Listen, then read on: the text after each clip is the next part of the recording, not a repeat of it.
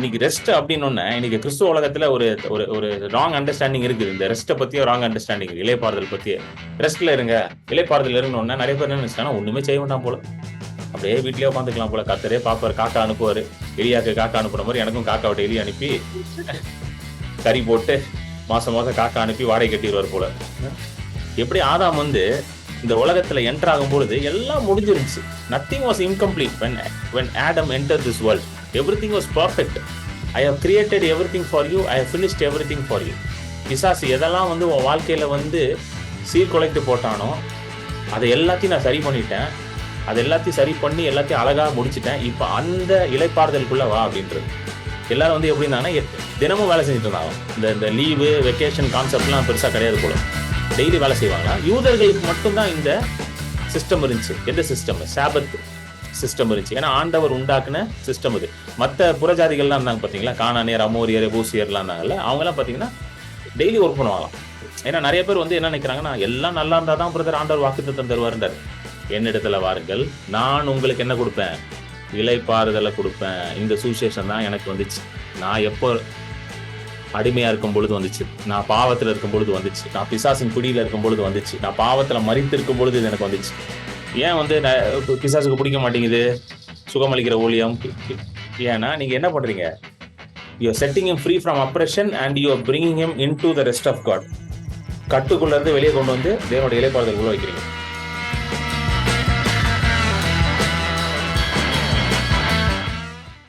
ஆசீர்வாதங்களை தடுக்கும் தடை, பேரியர்ஸ் டு பிளெஸிங். இந்த சப்ஜெக்ட்ல வந்து நம்ம லாஸ்ட் ஒரு 2 வீக்ஸா காரியங்களை பார்த்துட்டு இருக்கோம். So this is the third part of the series, barriers to blessing, ஆசீர்வாதங்களை தடுக்கும் தடைகள். ஸோ போன பார்ட் 2ல என்ன பார்த்தோம்னா, how to see what God has for us. So ஆண்டவர் நமக்கு ஒரு வாக்குத்தத்தத்தை கொடுக்குறாரு. அந்த வாக்குத்தத்தத்தை எப்படி நம்முடைய ஆவிக்குரிய மனக்கண்களால் அதை முதல்ல பார்க்கணும். Many people fail to see the picture that God has for them in their heart. அவங்க ஆண்டவர் அவங்களுக்கு என்ன சொல்லியிருக்கிறாரு, ஆண்டவர் அவங்களுக்கு என்ன ப்ராமிஸ் பண்ணியிருக்காரு, என்ன வாக்குத்தத்தம் கொடுத்துருக்காரு, என்ன தீர்க்க தரிசனத்தை கொடுத்துருக்காரு, அதை வந்து அவங்களுடைய இருதயத்துல அதை பார்க்க கடினப்படுறதுனால, அதை இருதயத்துல அவங்க பார்க்காம போயிடுறதுனால நிறைய நேரம் அதோட மேனிஃபெஸ்டேஷன்ஸை வந்து அவங்க பார்க்காம போயிடுறாங்க. இது வந்து ஒரு ஸ்கிரிப்சுரல் பிரின்சிபல். நம்ம யோசுவாவோட அந்த கதையில இருந்து பார்த்தோம். யோசுவா 6ல போட்டிருக்கு. ஆண்டவர் வந்து எரிகோ பட்டணத்துக்கு முன்பதாக யோசுவா நிக்கிறான். அப்ப ஆண்டவர் சொல்றாரு, இதோ இந்த பட்டணத்தை நான் உன் கையில கொடுத்தேன் அப்படின்றாரு. இங்கிலீஷ்ல ரொம்ப அழகா வருது. see for I given the city into your hands. Amen. see அப்படின்னா அப்பனா பாரு, இந்த பட்டணத்தை நான் என்ன பண்ணிட்டேன். அடுத்த வசனம், அது 2வது வசனம். பட்டணத்தை உன் கையில நான் கொடுத்துட்டேன், அதை பாரு அப்படின்றாரு. see I have given the city, I have given Jericho into your hands. So அதை கைப்பற்றுவதற்கு முன்பதாகவே ஆண்டவர் வந்து யோசுவாட்ட என்ன சொல்றாருன்னா, அதை நீ பாரு, see that you have already taken the city. பட்டணத்தை நீ பிடிச்சிட்ட அப்படின்றத விசுவாச கண்களால நீ பார்க்கணும் அப்படின்றாரு. ஆமென். ஸோ இதான் ஜோஷுவாட்ட சொல்றாரு. இன்னும் பிடிக்கல, பட்டணம் இன்னும் விழல, மதில்கள் இன்னும் அப்படியே தான் இருக்குது, நம்ம வாழ்க்கையில பிரச்சனைகளும் அப்படியே இருக்கிற மாதிரியே இருக்குது, ஏதோ மாறின மாதிரி இல்லை. ஆனால் ஆண்டவர் என்ன சொல்றாரு? see, பாரு, நீ பிரச்சனைய ஜெயிச்சிட்டுன்றத பாரு, மதில்கள் விழுந்துருச்சுன்றது பாரு, உன் வியாதி சுகமாயிருச்சுன்றத பாரு, உன் கடன் பிரச்சனை தீர்ந்துருச்சுன்றத பாரு, நீ சக்சஸ்ஃபுல்லா வாழ்க்கையில வாழ்றன்றத பாரு. ஆமென். இததான் ஆண்டவர் வந்து வேதத்துல நமக்கு காண்பிக்கிறார். see how I have created you. நான் உன்னை எப்படி உண்டாக்கி இருக்கிறேன்றத நீ பாருன்றார். ஆமென். நம்ம நிறைய நேரம் மாம்ச கண்களால நம்முடைய பலவீனத்தை மட்டும்தான் பார்த்து கொண்டே இருக்கோம். through our carnal fleshly eyes. இந்த மாம்ச கண்கள், அந்த கண்கள் எப்பவுமே என்னத்தை ஃபோக்கஸ் பண்ணுதுன்னா, நமக்கு என்ன இல்லையோ, நம்ம பலவீனங்கள், நம்ம குறைகள், நம்மளுடைய வியாதி, நம்மளுடைய தரித்திரம், நம்மளுடைய பிரச்சனை, இதை தான் ஃபோக்கஸ் பண்ணிட்டே இருக்கு. ஆனா ஆண்டவர் என்ன சொல்றாரு? You have to see past your carnal eyes. அதாவது உன்னை மாம்ச கண்களை விட்டுட்டு உன்னுடைய ஆவிக்குரிய கண்கள்ல விசுவாசத்தின் மூலமாக நான் உனக்கு உண்டாக்கி வைத்திருக்கிற வாக்கு தத்தத்தை நீ பார்க்கணும். அதை நீ சுதந்திரிச்சுட்ட, அதை நீ இன்ஹெரிட் பண்ணிட்டேன்றத நீ விசுவாசத்தின் மூலமாக முதல்ல பார்க்கணுன்றார். ஏன்னா விசுவாசத்தோட டெஃபினிஷனே ஆண்டவர் என்ன சொல்றாரு? விசுவாசம் என்பது காணப்படாதவைகளின் நிச்சயமா இருக்குது. faith is a substance of things not seen. So இன்னும் பார்க்கலங்க, இன்னும் பார்க்கல, அதனாலதான் விசுவாசம் தேவைப்படுது. ஒரு விஷயம் நடந்த பிறகு விசுவாசம் தேவைப்படல பாருங்க. ஒரு விஷயம் நடக்கிறதுக்கு முன்பதாக தான் நமக்கு விசுவாசம் தேவைப்படுது. ஆமென். ஸோ இந்த பாருன்றதை வந்து நம்ம போன பாட்டுல பார்த்தோம், அதோட தொடர்ச்சியா தான் நம்ம பார்க்க போறோம். சோ படிப்போம். முதலாவது வசனம் மத்தேயு 11, மேத்யூ சாப்டர் 11 verses 28, 29, 30. மத்தேயு 11, 28, 29, 30. ஸோ இந்த பாருன்றதை வந்து நீங்க யாரெல்லாம் அந்த இதை அட்டன் பண்ணலையோ அதை நீங்க போய் அந்த எபிசோட பாருங்க என்னோட யூடியூப் சேனல்ல ஜே கிரண் பால்ல. So that you will understand what is being dot. வருத்தப்பட்டு பாரம் சுமக்கிறவர்களே, நீங்கள் எல்லாரும் என்னிடத்தில் வாருங்கள், நான் உங்களுக்கு இளைப்பாறுதல் தருவேன். அடுத்த வசனம். நான் சாந்தமும் மனத்தாழ்மையுமாய் இருக்கிறேன். என் நுகத்தை உங்கள் மேல் ஏற்றுக்கொண்டு என்னிடத்தில் கற்றுக்கொள்ளுங்கள், அப்பொழுது உங்கள் ஆத்துமாக்களுக்கு இளைப்பாறுதல் கிடைக்கும். என் நுகம் மெதுவாயும் என் சுமை லகுவாயும் இருக்கிறது என்றார். ஆமென். ரொம்ப ஃபேமஸான வசனம் இல்ல, வருத்தப்பட்டு பாரம் சுமக்கிறவர்களே என்னிடத்துல வாருங்க. அடிக்கடி நம்ம யூஸ் பண்ற ஒரு வசனம். யாராவது ரொம்ப கவலையா இருந்தா நம்ம என்ன சொல்லுவோம்? வருத்தப்பட்டு பாரம் சுமக்கிறவர்களே எல்லாரும் இயேசு இடத்துல வாருங்கள். அதிகமா அது வந்து இவாஞ்சலிசம்ல யூஸ் பண்றோம். அதிகமா ஒரு மனுஷனை வந்து ஆறுதல் படுத்த யூஸ் பண்றோம். ஆனா இந்த வசனத்தை வந்து இந்த வசனத்தை பாத்தீங்கன்னா அதிக நேரம் எதுக்கு யூஸ் பண்ணுவோம்? ஒரு மனுஷன் வந்து ரொம்ப வருத்தமா இருக்கிறான், ரொம்ப பாரப்பட்டு இருக்கான்னா இதை நம்ம கோட் பண்ணுவோம், வருத்தப்பட்டு பாரம் சுமர்களே என்னிடத்துல வாருங்க அப்படின்னு. ஆனா இந்த வசனத்தோட நிறுத்தக்கூடாது. இதுக்கப்புறம் ஆண்டவர் என்ன சொல்றாருன்னு பாத்தீங்கன்னா, அவர் ரொம்ப அழகா சொல்றாரு, என்னுடைய நுகத்தை நீ ஏற்றுக்கொள்ளணும்ன்ற. என்னுடைய நுகத்தை ஏற்றுக்கொள்ளு, என்னுடைய பாரத்தை நீ ஏற்றுக்கொள்ளு. ரொம்ப அழகா போட்டிருக்கு, என் நுகம் மெதுவாயும் என் சுமை லகுவாயும் இருக்கும். My yoke is easy and my burden is light. அப்படின்னா நம்மளே பேர்டனோட தான் ஆண்டோட்ட போறோம். ஆண்டோட்ட வரவெல்லாம் எதுக்கு வரான்னு நினைக்கிறீங்க? ஏதோ ஒரு பெரிய பாரம் இருக்குது, ஒரு பெரிய பிரச்சனை இருக்குது, இதை தாங்க முடியல, இதை தூக்க முடியல. ஸோ நான் இயேசு இடத்துல போறேன். இயேசு என்னென்ன பண்ண போறாரு? என் பாரத்தை எல்லாத்தையும் இறக்கி வைக்க போறாரு. ஆமென். வருத்தப்பட்டு பாரம் சுமக்கிறவர்களே என்னிடத்துல வாங்கன்னு சொல்றாரு. அதனாலதான் நான் பாரத்தோட போறேன். ஆனா பாரத்தோட போனோன்னே இயேசு என்ன சொல்றாரு? என்கிட்ட இருந்து கத்துக்கொண்டாரு. இப்போ 29 வருஷத்தை போடுங்க. என் நுகத்தை ஏற்றுக்கொள்ளு, என்னிடத்துல இருந்து கற்றுக்கொள்ளு அப்படின்றாரு. அப்படின்னா அவர் என்ன சொல்றாரு? உன் நுகத்தை நான் இறக்கிட்டு என் நுகத்தை அவனுக்கு கொடுக்க போறேன்றாரு. இப்ப நிறைய பேருக்கு ஒரு பயம் இருக்கு, ஐயோ இவர் என்ன நுகத்தை தூக்கி வைக்க போறான்னு தெரியலையே, எந்தே நிலத்தை தாங்க முடியல, இல்ல இவர் வேற ஒண்ணு தூக்கி வச்சிருவாரு அப்படின்னு ஒரு பயம் இருக்கு. ஆனா ஆண்டவர் சொல்றாரு பாருங்களேன், என் நுகம் லகுவாய் இருக்கும். அடுத்த வசனத்துல சொல்றாரு 30ல, என் நுகம் லகுவாய் இருக்கும், it is very easy and it is very light. அப்படின்னா என்னதுன்னா, ஆண்டவர் ஒரு பாரத்தை கொடுப்பாரா, அந்த பாரம் எப்படி இருக்குமா? ரொம்ப ஈஸியா இருக்குமா, ரொம்ப லைட்டா இருக்குமா? அப்ப அது என்னதான் சொல்ல வர்றாரு ஆண்டவர்? இது என்ன அந்த ரெஸ்ட்? அந்த ரெஸ்ட்ல எப்படி ஆப்ரேட் பண்றது? இந்த இளைப்பாறுதல் எப்படி நம்ம வாழ்றது? இதைதான் நம்ம பார்க்கணும். சோ முதலாவது இளைப்பாறுதல் அப்படின்ற இந்த சத்தியம், it's very powerful truth. Rest அப்படின்ற ட்ரூத் இருக்கு பாத்தீங்களா? இளைப்பாறுதல் என்ற சத்தியம் வந்து ரொம்ப வல்லமையான ஒரு சத்தியம். இது எங்க ஆண்டவர் இன்ட்ரடியூஸ் பண்றாருன்னா, ஆதியிலே வானத்தையும் பூமியும் உண்டாக்கி, பூமியில் உள்ள சகலத்தையும் உண்டாக்கி, மனுஷனை உண்டாக்கிட்டு இந்த காரியத்தை ஆண்டவர் வந்து கொண்டு வர்றார். ஆமென். ஆதியாகமம் 2, 1, 2, 3 வசனங்கள். ஜெனசிஸ் சாப்டர் 2 verses 1, 2 and 3 படிங்க. இவ்விதமாக வானமும் பூமியும் அவைகளின் சர்வ சேனையும் உண்டாக்கப்பட்டு இருந்தன. தேவன் தாம் செய்த தம்முடைய கிரியையை 7ஆம் நாளிலே நிறைவேற்றி, தாம் உண்டாக்கின தம்முடைய கிரியைகளை எல்லாம் முடித்த பின்பு 7ஆம் நாளிலே ஓய்ந்திருந்தார். தேவன் தாம் சிருஷ்டித்து உண்டு பண்ணின தம்முடைய கிரியைகளை எல்லாம் முடித்த பின்பு அதிலே ஓய்ந்திருந்தபடியால் தேவன் 7ஆம் நாளை ஆசீர்வதித்து அதை பரிசுத்தமாக்கினார். ஆமென். சோ ஆண்டவர் என்ன பண்றாருன்னா, 6 நாள்ல வந்து ஆண்டவர் வந்து உலகத்தை உண்டாக்கிட்டாரு. வானம், பூமி, உலகம் எல்லாம், உலகத்துல இருக்கிற எல்லா ஜீவ பிராணிகள், பறவைகள் எல்லாத்தையும் உண்டாக்கிட்டார். மரம், செடி, கொடிகள் எல்லாத்தையும் உண்டாக்கிட்டு 6ஆவது நாள் மனுஷனையும் உண்டாக்குறாரு. ஆமென். So that means creation is complete on the 6th day.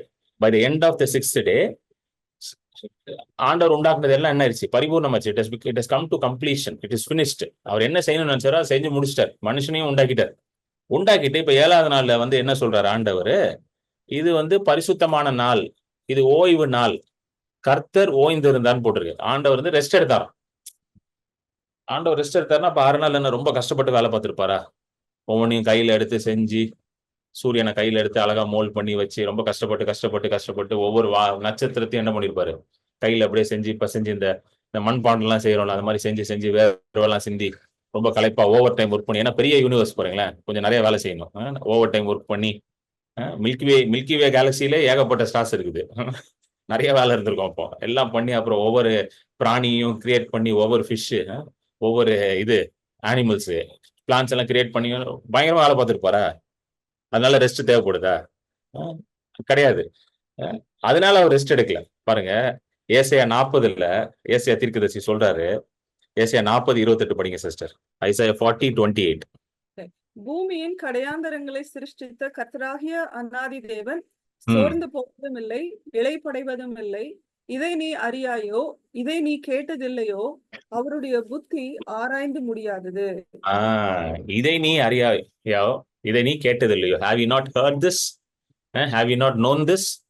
அதாவது பூமியை உண்டாக்கின கர்த்தர் சோர்ந்து போவதும் இல்லையா, களைப்படுவதும் இல்லை. He never grows weary nor he grows tired. Hallelujah. ஆமென். அப்போ எதுக்கு ரெஸ்ட் எடுக்கிறாரு? வசனத்துல ரொம்ப தெளிவா போட்டிருக்கு. அவர் சோர்ந்து போல, அவர் டயர்ட் ஆகல. அஹ் புரியுதுங்களா? அப்புறம் ஏங்க ரெஸ்ட் எடுக்கணும்? இப்ப நம்ம ஏங்க ரெஸ்ட் எடுக்கிறோம்? இப்போ நம்ம எல்லாருமே ரெஸ்ட் எடுக்கிறோம்ல. நம்ம ஏன் ரெஸ்ட் எடுக்கிறோம்னு கேட்டீங்கன்னா, எல்லாருமே சொல்லுவீங்க, பிரதர் காலையில இருந்து பயங்கர வேலை பிரதர், அங்க ஓடினேன் இங்க ஓடினேன், ஆபீஸ்ல ஏகப்பட்ட வேலை பிரதர், வீட்டுக்கு வரது 8 மணி ஆயிடுச்சு பிரதர், பயங்கர டயர்ட் பிரதர், அதனால தான் ரெஸ்ட் எடுக்கிறோம் பிரதர். சொல்றோமா இல்லையாங்க? நம்ம ரெஸ்ட் எடுக்கிறதுக்கு காரணம் என்னதுங்க? ஒரே ரீசன் தாங்க நம்ம ரெஸ்ட் எடுக்கிறதுக்கு. என்ன காரணம்? ரொம்ப டயர்ட் ஆயிட்டோம், ரொம்ப சோர்ந்து போயிட்டோம், அதனால நான் என்ன பண்ண போறேன்? ரெஸ்ட் எடுக்க போறேன். ஆனா தேவன் ரெஸ்ட் எடுத்தார். ஆனா தேவன் டயர்டாகவும் ஆகல, சோர்ந்து போகல, ஆனாலும் ரெஸ்ட் எடுத்தார். ஸோ இதை வந்து வேத வல்லுநர்கள், தியாலஜியன்ஸ், பைபிள் ஸ்காலர்ஸ்லாம் என்ன சொல்றாங்க, இந்த ரெஸ்ட்டை எப்படி சொல்றாங்கன்னா ஐடியல் ரெஸ்ட் அப்படின்றாங்க. இது வந்து ஐடியல் ரெஸ்ட்ன்றாங்க. ஜென்ரலா நீங்க போய் ரெஸ்ட் அப்படின்ற டெஃபினிஷனை போய் நீங்க டிக்ஷனரியில பாத்தீங்கன்னா, வெப்ஸ்டர், ஆக்ஸ்போர்ட் டிக்ஷனரி, மற்ற டிக்ஷனரியில பாத்தீங்கன்னா என்ன போட்டிருக்குன்னா, ரெஸ்ட் அப்படின்னா ஸ்டேட் ஆஃப் இன்ஆக்டிவிட்டி. அது நிறைய டெஃபினிஷன் சொல்றாங்க. அதுல 1-2 டெஃபினிஷன் சொல்றாங்க. அது என்ன சொல்றாங்கன்னா, ஒரு இன்ஆக்டிவ் ஸ்டேட்டா. இன்ஆக்டிவ் ஸ்டேட்னா எதுவுமே செய்யாம இருக்கிறது, அதுதான் இன்ஆக்டிவ் ஸ்டேட்டு. இல்லைன்னா வந்து ஸ்லீப்னானது தூங்குறது. Or cease from all your work, அதாவது உங்க வேலையெல்லாம் நிறுத்திட்டு ஒண்ணுமே செய்யாம இருக்குது. சும்மா இருக்கிறாங்கன்னு பாத்தீங்களா, ஒண்ணுமே செய்யாம இருக்குது, அதுதான் ரெஸ்ட். ஸோ நமக்கு தெரிஞ்ச ரெஸ்டோட டெஃபினிஷன் வந்து இதுதான். இன்னைக்கு ரெஸ்ட் அப்படின்னு இன்னைக்கு கிறிஸ்துவ உலகத்துல ஒரு ஒரு ஒரு ராங் அண்டர்ஸ்டாண்டிங் இருக்குது. இந்த ரெஸ்ட்டை பத்தியோ ராங் அண்டர்ஸ்டாண்டிங், இலைப்பாறுதல் பத்தியே. ரெஸ்ட்ல இருங்க, இலைப்பாறுதல் இருங்கன்னு நிறைய பேர் என்ன நினைச்சிட்டாங்கன்னா, ஒண்ணுமே செய்ய வேண்டாம் போல, அப்படியே வீட்லயே உட்காந்துக்கலாம் போல, கர்த்தரே பாப்பாரு, காக்கா அனுப்புவாரு. எலியாக்கு காக்கா அனுப்புன மாதிரி எனக்கும் காக்காவோட எலி அனுப்பி கறி போட்டு மாசம் மாசம் காக்கா அனுப்பி வாடகை கட்டிடுவார் போல. நிறைய பேர் இப்படி நினைச்சிட்டு இருக்காங்க. எனக்கு தெரியும், ஒண்ணுமே பண்ணாம பல வருஷமா இருக்கிறவங்களாம் தெரியும், நான் ரெஸ்ட்லயே இருக்கேன் பிரதர். என்ன பண்றீங்க? ரெஸ்ட்லயே இருக்கிறேன். என்ன பண்ணி ரெஸ்ட் எடுக்கிறீங்க? ரெஸ்ட் எடுத்து ரெஸ்ட் எடுக்கிறேன் அப்படின்றாங்க. ரெஸ்ட் எடுத்து அதுக்கு ஒரு ரெஸ்ட் எடுக்கிறாங்க. நிறைய பேர் வேலை பார்த்தா ரெஸ்ட் எடுப்பாங்க, அவங்க ரெஸ்ட் எடுத்து ரெஸ்ட் எடுக்கிறாங்க. இந்த மாதிரி கிறிஸ்தவங்களும் எனக்கு தெரியுங்க. எனக்கெல்லாம் ஒருத்தர் தெரியும், அவர் பாத்தீங்கன்னா பல வருஷமா எதுவுமே செய்யல, எதுவுமே செய்யல, சரிங்களா? அப்படியேதான் இருக்கிறாரு. எப்ப கேட்டாலும் நான் எல்லாம் செஞ்சுட்டேன், கர்த்தர் தான் இனிமேல் ஏதாவது செய்யணும், இவர் என்ன செஞ்சான்னு தெரியல. ஆனா எப்ப கேட்டாலும் நான் எல்லாம் செஞ்சுட்டேன், கர்த்தர் தான் என்ன செய்யணும், நான் எல்லாம் செஞ்சுட்டேன், கர்த்தர் தான் செய்யும். இவர் என்ன செஞ்ச? வானத்தையும் பூமி இவர் தான் படைச்சார் போல. அதனால எப்ப கேட்டாலும் நான் எல்லாம் செஞ்சுட்டேன் அப்படின்னு. கர்த்தர் தான் செய்யணும் பிரதர், நான் என்ன இனிமேல் நாளா எதுவும் பண்ண, அவரா ஏதாவது செஞ்சா உண்டு பிரதர், அது வரைக்கும் எதுவும் பண்ண மாட்டேன், நான் வீட்டிலே தான் இருப்பேன் பிரதர், ரெஸ்ட்லேயே தான் இருப்பேன் பிரதர். அந்த ரெஸ்ட்டை பத்தி பேசலாம். அது பேர் ரெஸ்ட் கிடையாதுங்க. அது பேர் என்ன தெரியுமா? அழகான ஒரு வார்த்தை இருக்கு, அதுக்கு பேர் என்னது? சோம்பல். சோம்பல்ன்ற அழகான தமிழ் வார்த்தை, சரிங்களா? லேசினஸ். அது பேர் ரெஸ்ட் கிடையாது. அது பேர் லேசினஸ், சோம்பல், சோம்பேறித்தனம், complacency, whatever you can put. அது பேர் ரெஸ்ட் கிடையாது, சரிங்களா? ஆண்டவர் வந்து அது என்ன என்ன சொல்றாரு பாருங்களேன். அந்த வசனத்துக்கு வாங்க, 2 ஆதியாகமம் 2:3 வாங்க. தேவன் தாம் சிருஷ்டித்து உண்டு பண்ணின தம்முடைய கிரியைகளை எல்லாம் முடித்த பின்பு அதிலே ஓய்ந்திருந்தபடியால் தேவன் 7ஆம் நாளை ஆசீர்வதித்து அதை பரிசுத்தமாக்கினார். அதாவது தேவன் முதல்ல என்ன பண்றாரா, 7ஆவது நாளை வந்து ஆசீர்வதிக்கிறாராம். அப்பனா என்னன்னா, this is a very holy day. அந்த 7ஆவது நாள் சாபத் டே அப்படின்றது வந்து யூதர்களுக்கு வந்து அதுக்கப்புறம் மோசேயின் காலத்துல வந்து நியாயப்பிரமாணத்துல வந்து அது ஒரு சட்டமாவே கொண்டு வராங்க 7ஆவது நாள். அதனால இன்னைக்கு நம்ம வந்து சண்டே அவங்க எங்க போறோம்? சர்ச்சுக்கு போறோம், சாபத் டே அப்படின்னு சொல்லி எல்லாம் சர்ச் போறோம். யூதர்கள் வந்து சனிக்கிழமை வந்து சாபத் டே வந்து ஃபாலோ பண்ணுவாங்க, நம்ம வந்து சண்டே ஃபாலோ பண்ணிட்டு இருக்கோம். ஸோ இந்த 7ஆவது நாளை வந்து ஆண்டவர் எப்படி பாக்குறாருன்னா, ஒரு ஹோலி டே, சாங்டிஃபை பண்ணிட்டாராம், பரிசுத்தமாக்கிட்டாராம். So it is a very special day அப்படின்றாரு ஆண்டவர். மற்ற 6 நாளை போல கிடையாதுப்பா இது, it is a very special day அப்படின்றாரு. அதுல கர்த்தரே வந்து ஓய்ந்திருந்தாராம், ஆண்டவரே ஓய்ந்திருந்தாராம். ஸோ இப்படிப்பட்ட ஒரு ஸ்பெஷல் டே ஆண்டவர் கிரியேட் பண்றாரு. கிரியேட் பண்ணிட்டு நல்லா கவனிங்க, ஆதாம் வந்து 6வது நாள் தான் கிரியேட் பண்ணப்படுறான். கடைசி கிரியேஷன் வந்து ஆதாம் தான். எல்லாத்தையும் ஆண்டவர் முடிச்சிட்டு கடைசியில ஆதாம கிரியேட் பண்றார். 6th டேலயே ஃபைனல் கிரியேஷன் ஆதாம் தான். சோ அப்பனா எனக்கு தெரிஞ்சு அந்த டே எண்டிங்ல வந்திருப்பான் அவன். புரியுதுங்களா? டே எண்டிங்ல ஃபைனலா யார் வெளியே வந்திருப்பா? ஆதாம் வெளியே வந்திருப்பார். Man kind would have come out. மனு குலம் வந்து வெளியே வந்திருக்கும். வெளியே வந்த உடனே நெக்ஸ்ட் டே ஃபர்ஸ்ட் டே என்னது? ஆதாமோட ஃபர்ஸ்ட் டேவே என்ன டேங்க அவனுக்கு? ரெஸ்ட் டே தான். என்ன சூப்பரான ஆண்டவர் இல்ல? First day rest டேவான். ஒரு ஆபீஸ்ல சேர்றீங்க, சேர்ந்த உடனே அந்த ஆபீஸ்ல சொல்றாங்க உங்களை, என்னங்க எனக்கு ஃபர்ஸ்ட் ஜாப்னா போய் ரெஸ்ட் எடுங்க அப்படின்னு எப்படி இருக்கும் உங்களுக்கு? ஆபீஸ்ல சேர்ந்த உடனே என்னங்க நான் இப்ப நான்லாம் போய் ஐடில இருக்கும்போது 10 வருஷத்துக்கு முன்னாடி ஐடில இருக்கும்போது ஒரு புது ப்ராஜெக்ட்ல போட்டாங்கன்னா உடனே போய் கேட்போம் ப்ராஜெக்ட் மேனேஜருக்கு போயிட்டு என்னங்க டாஸ்க்னு அவருக்கு ஒரு பெரிய இதுக்கு அனுப்புவார், ஒரு மெயில் ஒன்று அனுப்புவார். அனுப்பி இதான் உன்னுடைய எஸ்ஓபின்னு வரு எஸ்ஓபின்னு வராதுன்னு அதை படிக்கிறதுக்கே அதை படிச்சா இருக்கிற ரெஸ்ட் எல்லாம் போயிடும். அப்படி ஒரு இதை அனுப்புவார் அவரு, ஷீட் அனுப்பிடுவாரு. ஏடாப்பா இதுக்காடா எடுத்தீங்க, நீங்க சொல்றதுக்கும் இன்டர்வியூல சொன்னதுக்கும் இதுக்கும் சம்மந்தமே இல்லையாடா அப்படின்ற மாதிரி ஒன்று அனுப்புவாரு. ரெஸ்ட் எல்லாம் போயிடும், இலைப்பாறுதல்லாம் காணாம போயிடும் அதை படிச்ச உடனே. ஆனா ஆண்டவர் மனுஷனை உண்டாக்கி வச்ச உடனே அவன் போய் கேட்டிருப்பான் ஆண்டவர்கிட்ட, ஆண்டவரே ரொம்ப அழகா இருக்கு, கார்டன்லாம் ரொம்ப சூப்பரா இருக்கு, எல்லா அனிமல்ஸும் ரொம்ப அழகா இருக்காங்க, எல்லாத்தையுமே நல்லா கொடுத்துட்டீங்க, நல்லா நதி ஓடுது, தங்கம்லாம் இருக்குது, பூமியில தங்கம் இருக்குது, எல்லாம் இருக்கு, ரொம்ப நல்லா இருக்காங்க. இப்ப நான் என்ன ஆண்டவரே பண்ணணும் சொல்லுங்க ஆண்டவரே, வாட் சுட் ஐ டூ ஆண்டவர்? என்ன ஆண்டவர் என்ன சொல்லிப்பா, தம்பி ரெஸ்ட் எடு பண்ணிருப்பார். ஹல்லேலூயா. இன்னைக்கு ரெஸ்ட் டேப்பா உனக்கு, இன்னைக்கு சாபத் டேப்பா, இன்னைக்கு ஹோலி டேப்பா, உன்னை நான் ஆசீர்வதிக்கிறேன், நீ என்ன பண்ணு, ரெஸ்ட் எடு அப்படின்னு இருப்பார். இந்த ரெஸ்ட பத்தி தான் இயேசு கிறிஸ்து மத்தேயுல பேசுறார். ஹல்லேலூயா. நல்லா கேட்டுக்கோங்க. இந்த ரெஸ்ட பத்தி தான் மத்தேயுல பேச என்ன சொல்றாரு? வருத்தப்பட்டு பாரம் சுமக்கிறவர்களே என்னிடத்துல வாங்க, நான் என்னுடைய இளைப்பாறுதல், என்னுடைய ஓய்வை நான் உனக்கு கொடுப்பேன். I will give you my sabbath to you. என்னோட ரெஸ்ட நான் கொடுக்க. என்ன ரெஸ்ட கொடுக்க போறாரு பாருங்க. ஆதாம் உள்ள வரும்பொழுதே எப்படி வரானா, ஒரு பினிஷ்டு ஒர்க்குள்ள வரான். கரெக்டா? ஆதாம் வந்து பூமிக்குள்ள வரும்பொழுது எப்படி வரானா, ஒரு பினிஷ்டு ஒர்க் ஆஃப் காட். ஆண்டவர் எல்லாத்தையும் உண்டாக்கி எல்லாத்தையும் பினிஷ் பண்ணி கம்ப்ளீட் பண்ணி ஒரு கம்ப்ளீட்டா இருக்கிற வேர்ல்டு, ஒரு பினிஷ்டு வேர்ல்டுக்குள்ளதான் அவனை கொண்டு வந்து உட்கார வைக்கிறார். ஆதாமுக்கு வந்து கொடுக்கப்பட்ட வேலை வந்து என்ன வேலைனா, அந்த பினிஷ்டு ஒர்க்கை வந்து என்ன பண்ணணும்னா எக்ஸ்பேண்ட் பண்ணணும், அந்த பினிஷ்டு ஒர்க்கை வந்து மேனேஜ் பண்ணணும். அதுதான் அவனுக்கு கொடுக்கப்பட்ட வேலை. எங்க போட்டிருக்கு பாருங்க, 2 அதே ஆதியாகமம் 2:15 2:15 போடுங்க. 2:15 ஆதியாகமம் 2:15. தேவனாகிய கர்த்தர் மனுஷனை ஏதேன் தோட்டத்தில் அழைத்து கொண்டு வந்து அதை பண்படுத்தவும் காக்கவும் வைத்தார்.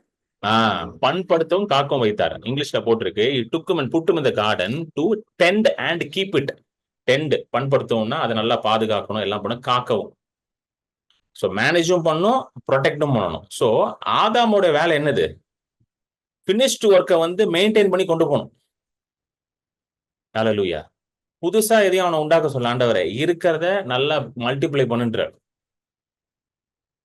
ஆதியாகமம் 1:26 சொல்றாருல, அவர்களை ஆசீர்வதி, என்னன்னு சொல்லி ஆசீர்வதி, பலுகி பெருகி பூமியை நிரப்பி கீழ்ப்படுத்தி அதை ஆண்டுக்கொள். சோ ஆண்டவர் உண்டாக்குனது என்ன பண்ணுமா, உலகம் முழுவதும் கொண்டு போகணும். ஆண்டவர் உண்டாக்குன அந்த ஏதேம் தோட்டத்தை உலகம் முழுவதும் கொண்டு போகணும். இதுதான் அவனோட காலிங், இதுதான் அவன் பர்பஸா இருந்துச்சு. இப்போ நம்ம ஏன் வேலைக்கு போறோம்னு பாத்தீங்கன்னா, ஏன் வேலைக்கு போறீங்கன்னு கேட்டீங்கன்னா, 100 பேர்ல 95 பேர் என்ன சொல்லுவானா, 95 விட்டு 99 பேர் என்ன சொன்னா, பிரதர் வேலைக்கு போனாதானே பிரதர் சாப்பிட முடியும், இதான் ரீசன் வரும். கரெக்டா இல்லையாங்க? ஒரே ஒரு ஆள் வேணா சொல்லுவாரு அந்த 100 பேர்ல, this is my calling, this is my purpose. ஆனா மிச்சவங்க எல்லாம் என்ன சொல்லுவாங்க, என்ன பண்றது பிரதர், போய் தான் ஆகணும் பிரதர், போகலன்னா என்ன பண்றது brother. To make our ends meet, நம்மளுடைய அன்றாட வாழ்வாதாரத்துக்காக தான் என்ன பண்றோம், நிறைய பேர் வந்து வேலைக்கு போறோம், பிசினஸ் பண்றோம், அது பண்றோம். ஆனா ஆதாம் வேலைக்கு போனது வந்து சாப்பிடுறதுக்கு கிடையாது. ஆதாம் வேலைக்கு போனது வந்து வீடு ரெண்ட் கொடுக்கறது கிடையாது. ஆதாம் எதுக்கு வேலைக்கு போனா? நிறைய பேர் கேட்கறாங்க, ஆதாம் வேலைக்கு போனானா அப்படின்றாங்க. சில பேர் இப்போ ஷாக்கா உட்காந்துருப்பாங்க போல ஜூம் மீட்டிங்ல, ஆதாம் வேலைக்கெல்லாம் போனானா, தெரியவே தெரியாது பிரதர், நான் ஜாலியா ஆப்பிள் சாப்பிட்டுட்டு இருந்தா நினைக்கிறேன், நீங்க வேலைக்கு போனா நீங்க சொல்றீங்க. ஆதாம் வேலைக்கு போனா எதுக்காக போனா, ஆண்டவர் அவனுக்கு ஒரு அழைப்பு வச்சிருந்தாரு, அந்த அழைப்பை நிறைவேற்றுவதற்காக அந்த வேலையை செய்தான். ஹல்லேலூயா, பிரைஸ் காட், ஆமென். சோ உங்களுடைய வேலையும் என்னது, இந்த உலகத்துல தேவனுடைய அழைப்பை நிறைவேற்றணும். டெஃபினட்டா உங்களால அதை செய்ய முடியுங்க. I am very sure you can do that. நீங்க நிச்சயமா செய்யலாம். நீங்க ஆண்டவர்கிட்ட கேட்டீங்கன்னா ஆண்டவர் அந்த அழைப்பை உங்களுக்கு காட்டுவார். ஆண்டவர் அந்த பர்பஸ் உங்களுக்கு ரிவீல் பண்ணுவார். நீங்க எந்த துறையில வேணா இன்னைக்கு இருக்கலாம், you can be in different fields. ஆனா அந்த ஃபீல்ட்ல இருந்துட்டே நீங்க ஆண்டோட கேட்கலாம், ஆண்டவரே show my purpose, show my calling, என்னோட அழைப்பு என்ன, என்னுடைய எதற்காக என்னை வைத்திருக்கிறீங்க ஆண்டவரே, அதை நான் நிறைவேற்றணும் ஆண்டவரே, I should do that work Lord அப்படின்னு நீங்க கேட்கும் பொழுது நிச்சயமாக அதை உங்களுக்கு ஆண்டவர் வெளிப்படுத்துவார். ஹalleluya. நிறைய பேர் அழைப்பு, காலிங்கு அப்படின்லாம் பேசும்பொழுது என்ன நினைக்கிறாங்கன்னா, உடனே ஒரு மினிஸ்ட்ரிக்கு போயிடுறாங்க, ஃபுல் டைம் மினிஸ்ட்ரி போல. அதுதான் இல்ல இல்ல இல்ல, full time ministry is just a part. இப்போ எல்லாரும் ஃபுல் டைம் மினிஸ்ட்ரின்னு ஆண்டவர் வைக்கவே இல்லை பாருங்க. இதை நான் கிளாரிஃபை பண்ணிடுறேன். ஏன்னா நிறைய பேர் அழைப்புனோடனே அங்கே போயிருது மைண்டு. பிரதர், உங்களுக்கு அழைப்பு இருக்கு பிரதர், நீங்க ஃபுல் டைம் மினிஸ்ட்ரிக்கு வந்துட்டீங்க, ஐடி வேலை விட்டுட்டு சாஃப்ட்வேர் வேலை விட்டுட்டு வந்துட்டீங்க. எனக்கு இல்லை பிரதர், எனக்கு அந்த அழைப்பு இல்லை பிரதர், அதனால தான் நான் இன்னொரு இல்லை கிடையாது. எனக்கு இதுல அழைப்பு இருந்தனால இதுக்கு வந்துட்டேன். இன்னொருத்தருக்கு சாஃப்ட்வேர் கம்பெனியில இருக்கணும்னு தான் அழைப்பாவே இருக்குது. புரியுதுங்களா இல்லையா? இன்னொருத்தருக்கு அதுதான் அழைப்பாவே இருக்குது. அவர் நல்ல கோடிங் பண்ணுவார், நல்ல ப்ரோக்ராமிங் பண்ணுவாரு, அதான் அவருக்கு அழைப்பாவே இருக்குது. இன்னொருத்தருக்கு நல்ல ஒரு மெடிக்கல் டாக்டரா இருக்கணும்னே அழைப்பு இருக்குது அவருக்கு. இன்னொருத்தருக்கு நல்ல ஒரு இன்ஜினியரா இருக்கணும்னே அழைப்பு இருக்குது. ஒருத்தருக்கு பிசினஸ் மேனா இருக்கணும்னே அழைப்பு இருக்குது. அவர் அதை என்ன பண்ணுவாரு? செம்மையாக சீராக செய்யணும். ஹalleluya. இதுதான் அழைப்பு, இதுதான் பர்பஸ், இதுதான் calling. To do what God has called you to do. ஹalleluya. புரியுதுங்களா உங்களுக்கு சொல்றது? சோ ஆதாம் முதலாவது சந்தித்தது ஓய்வு தான். The first thing that Adam experienced, முதல் காரியம் ஆதாம் அவனோட வாழ்க்கையில எக்ஸ்பீரியன்ஸ் பண்ணதை என்னங்க எக்ஸ்பீரியன்ஸ் பண்ணா? தேவனுடைய இளைப்பாறுதல் எக்ஸ்பீரியன்ஸ் பண்ணான். ஹalleluya. இதே காரியத்தை தான் இயேசு கிறிஸ்து சிலுவையில செய்து முடிச்சார். பிசாசு பாருங்க, பாவத்தை உள்ள கொண்டு பெரிய கேயாச உண்டு பண்ணிட்டான் உலகத்துல. ஏகப்பட்ட காரியத்தை அழிச்சு போட்டுட்டான், பாவத்தின் மூலமாக அழிச்சு போட்டான். இப்ப இயேசு கிறிஸ்து மீட்பரும் ரட்சகருமாக திரும்ப எல்லாத்தையும் ரெஸ்டோர் பண்ணணும், திரும்ப எல்லாத்தையும் ஃபுல்னஸ் கொண்டு வரணும், திரும்ப எல்லாத்தையும் மீட் எடுக்கணும் அவர். அதனாலதான் பேர் மீட்பர், ரிடீமர். எல்லாத்தையும் ரிடீம் பண்ணணும் திரும்ப. இதை பத்தி எல்லாம் நான் பேசியிருக்கேன், என்ன ரிடீமர்னா என்னதுன்னு. எல்லாத்தையும் எடுக்கணும், பிசாசன் கையில இருந்து பிடுங்கணும், எல்லாத்தையும் பிடுங்கி திரும்ப மனுஷன் கையில கொடுக்கணும்.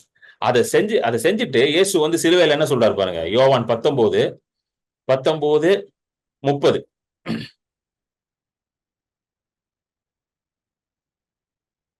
சரி, 19:28. யோவான் 19:28 இருந்து படிங்க சிஸ்டர், 28 இருந்து போடுங்க.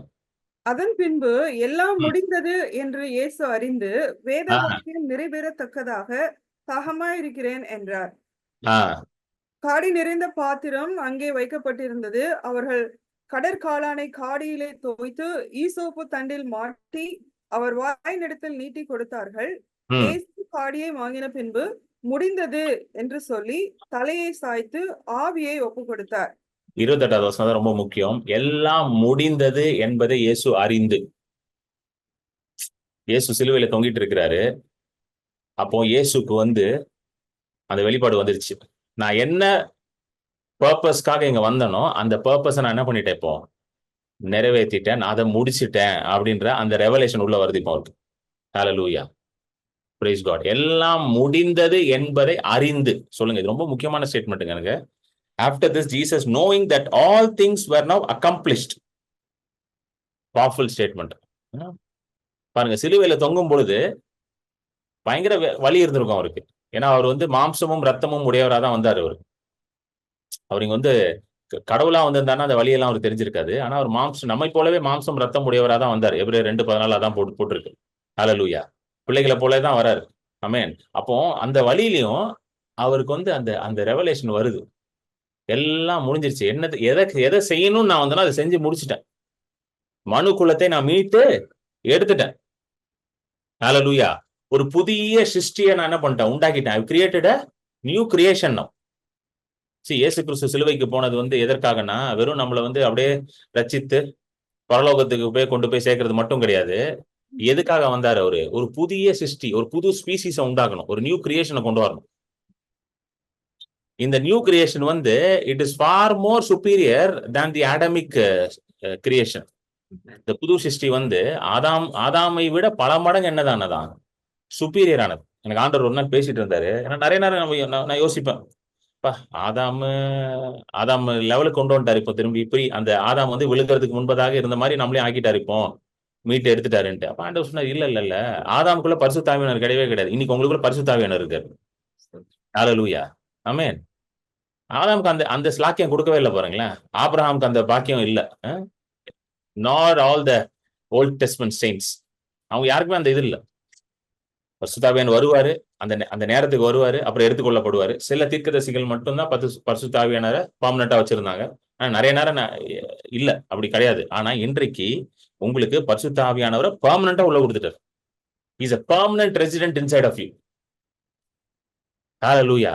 அதுதான் நியூ கிரியேஷன் ரியாலிட்டி. அதுதான் புது சிருஷ்டியின் வல்லமை. சோ ஒரு நியூ கிரியேஷன் உண்டாக்கணும். இப்போ அங்க வந்து பிதாவானவர் ஒரு அழகான உலகத்தை உண்டாக்கி கம்ப்ளீட் பண்ணி அதை முடிச்சிட்டு அதுல ஓய்ந்து இருந்தார். ஆமென். இங்க இயேசு கிறிஸ்து என்ன பண்றாரு? விழுந்து போன உலகத்தை திரும்ப மீட்டெடுத்து, விழுந்து போன மனுஷனை மீட்டெடுத்து, வெறும் மீட்டெடுக்கிறது மட்டும் இல்லாம இது வரைக்கும் பார்க்காத ஒரு புது மனுஷனை உண்டாக்குறாரு. இது வரைக்கும் உலகம் அப்படிப்பட்ட மனுஷனை பார்க்கவே இல்லை. அதனாலதான் எபிரேயர்ல எல்லாம் பாத்தீங்கன்னா எப்படி போட்டிருக்குன்னா, பழைய ஏற்பாட்டு செயின்ஸ் எல்லாம் எப்படி இருந்தாங்களா, பரிசுத்தவான்கள் எப்படி இருந்தாங்களா, அந்த அந்த வாக்கு தத்தத்தை நோக்கி இருந்தாங்களா. They were waiting for the promise, but they couldn't see the promise. புரியுதுங்களா? அவங்களுக்கு எல்லாருக்கும் வாக்கு தத்தம் கொடுக்கப்பட்டுச்சு, ஆனா அது யாருமே அவங்க அனுபவிக்க முடியல. They were still waiting for the promise. இந்த வசனத்தை எடுப்போம். எபிரேயர் 11 வரும்.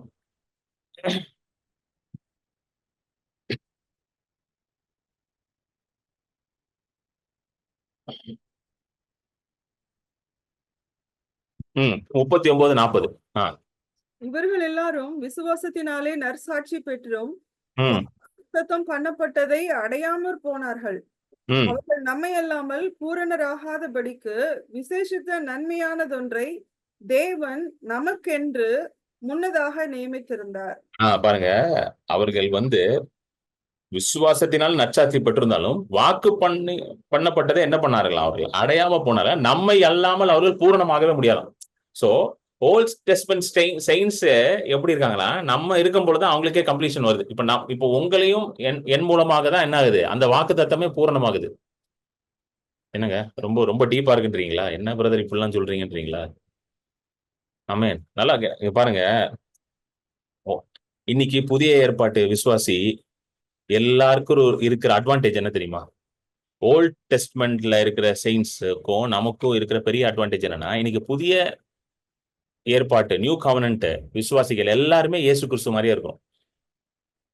அது தெரியுமா உங்களுக்கு? we are all like Jesus in this world.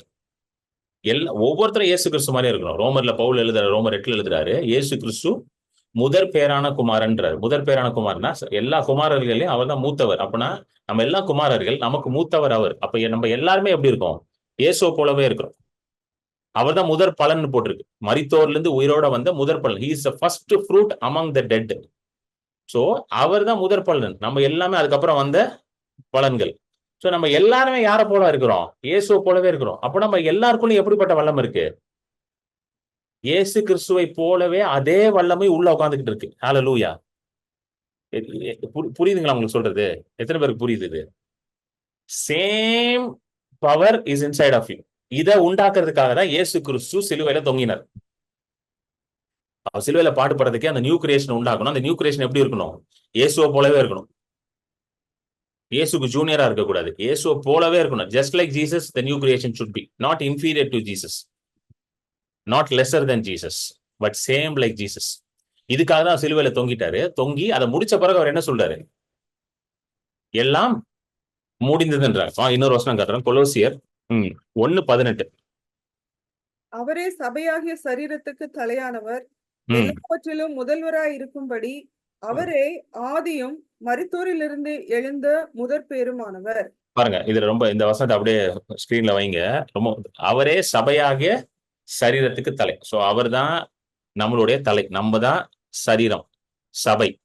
we are the members of the church and we are the body of Christ. கர்த்தருடைய சரீரம் நம்ம தான், அவர் தான் தலை. so he is our head போட்டுட்டு, அவரே ஆதியும் மரித்தோரிலிருந்து எழுந்த முதற் பேரானவர். இது இது இது பயங்கர பவர்ஃபுல். அதாவது மரித்தோர்ல இருந்து எழுப்பப்பட்ட முதற் பேரானவர். இங்கிலீஷ்ல எப்படி வருதுன்னா the first born from the dead. நல்லா கவனிங்க, இங்க டெட் அப்படின்னு போட்டிருக்கிறது வந்து it is not talking about physical death, it is talking about those who are dead in sin.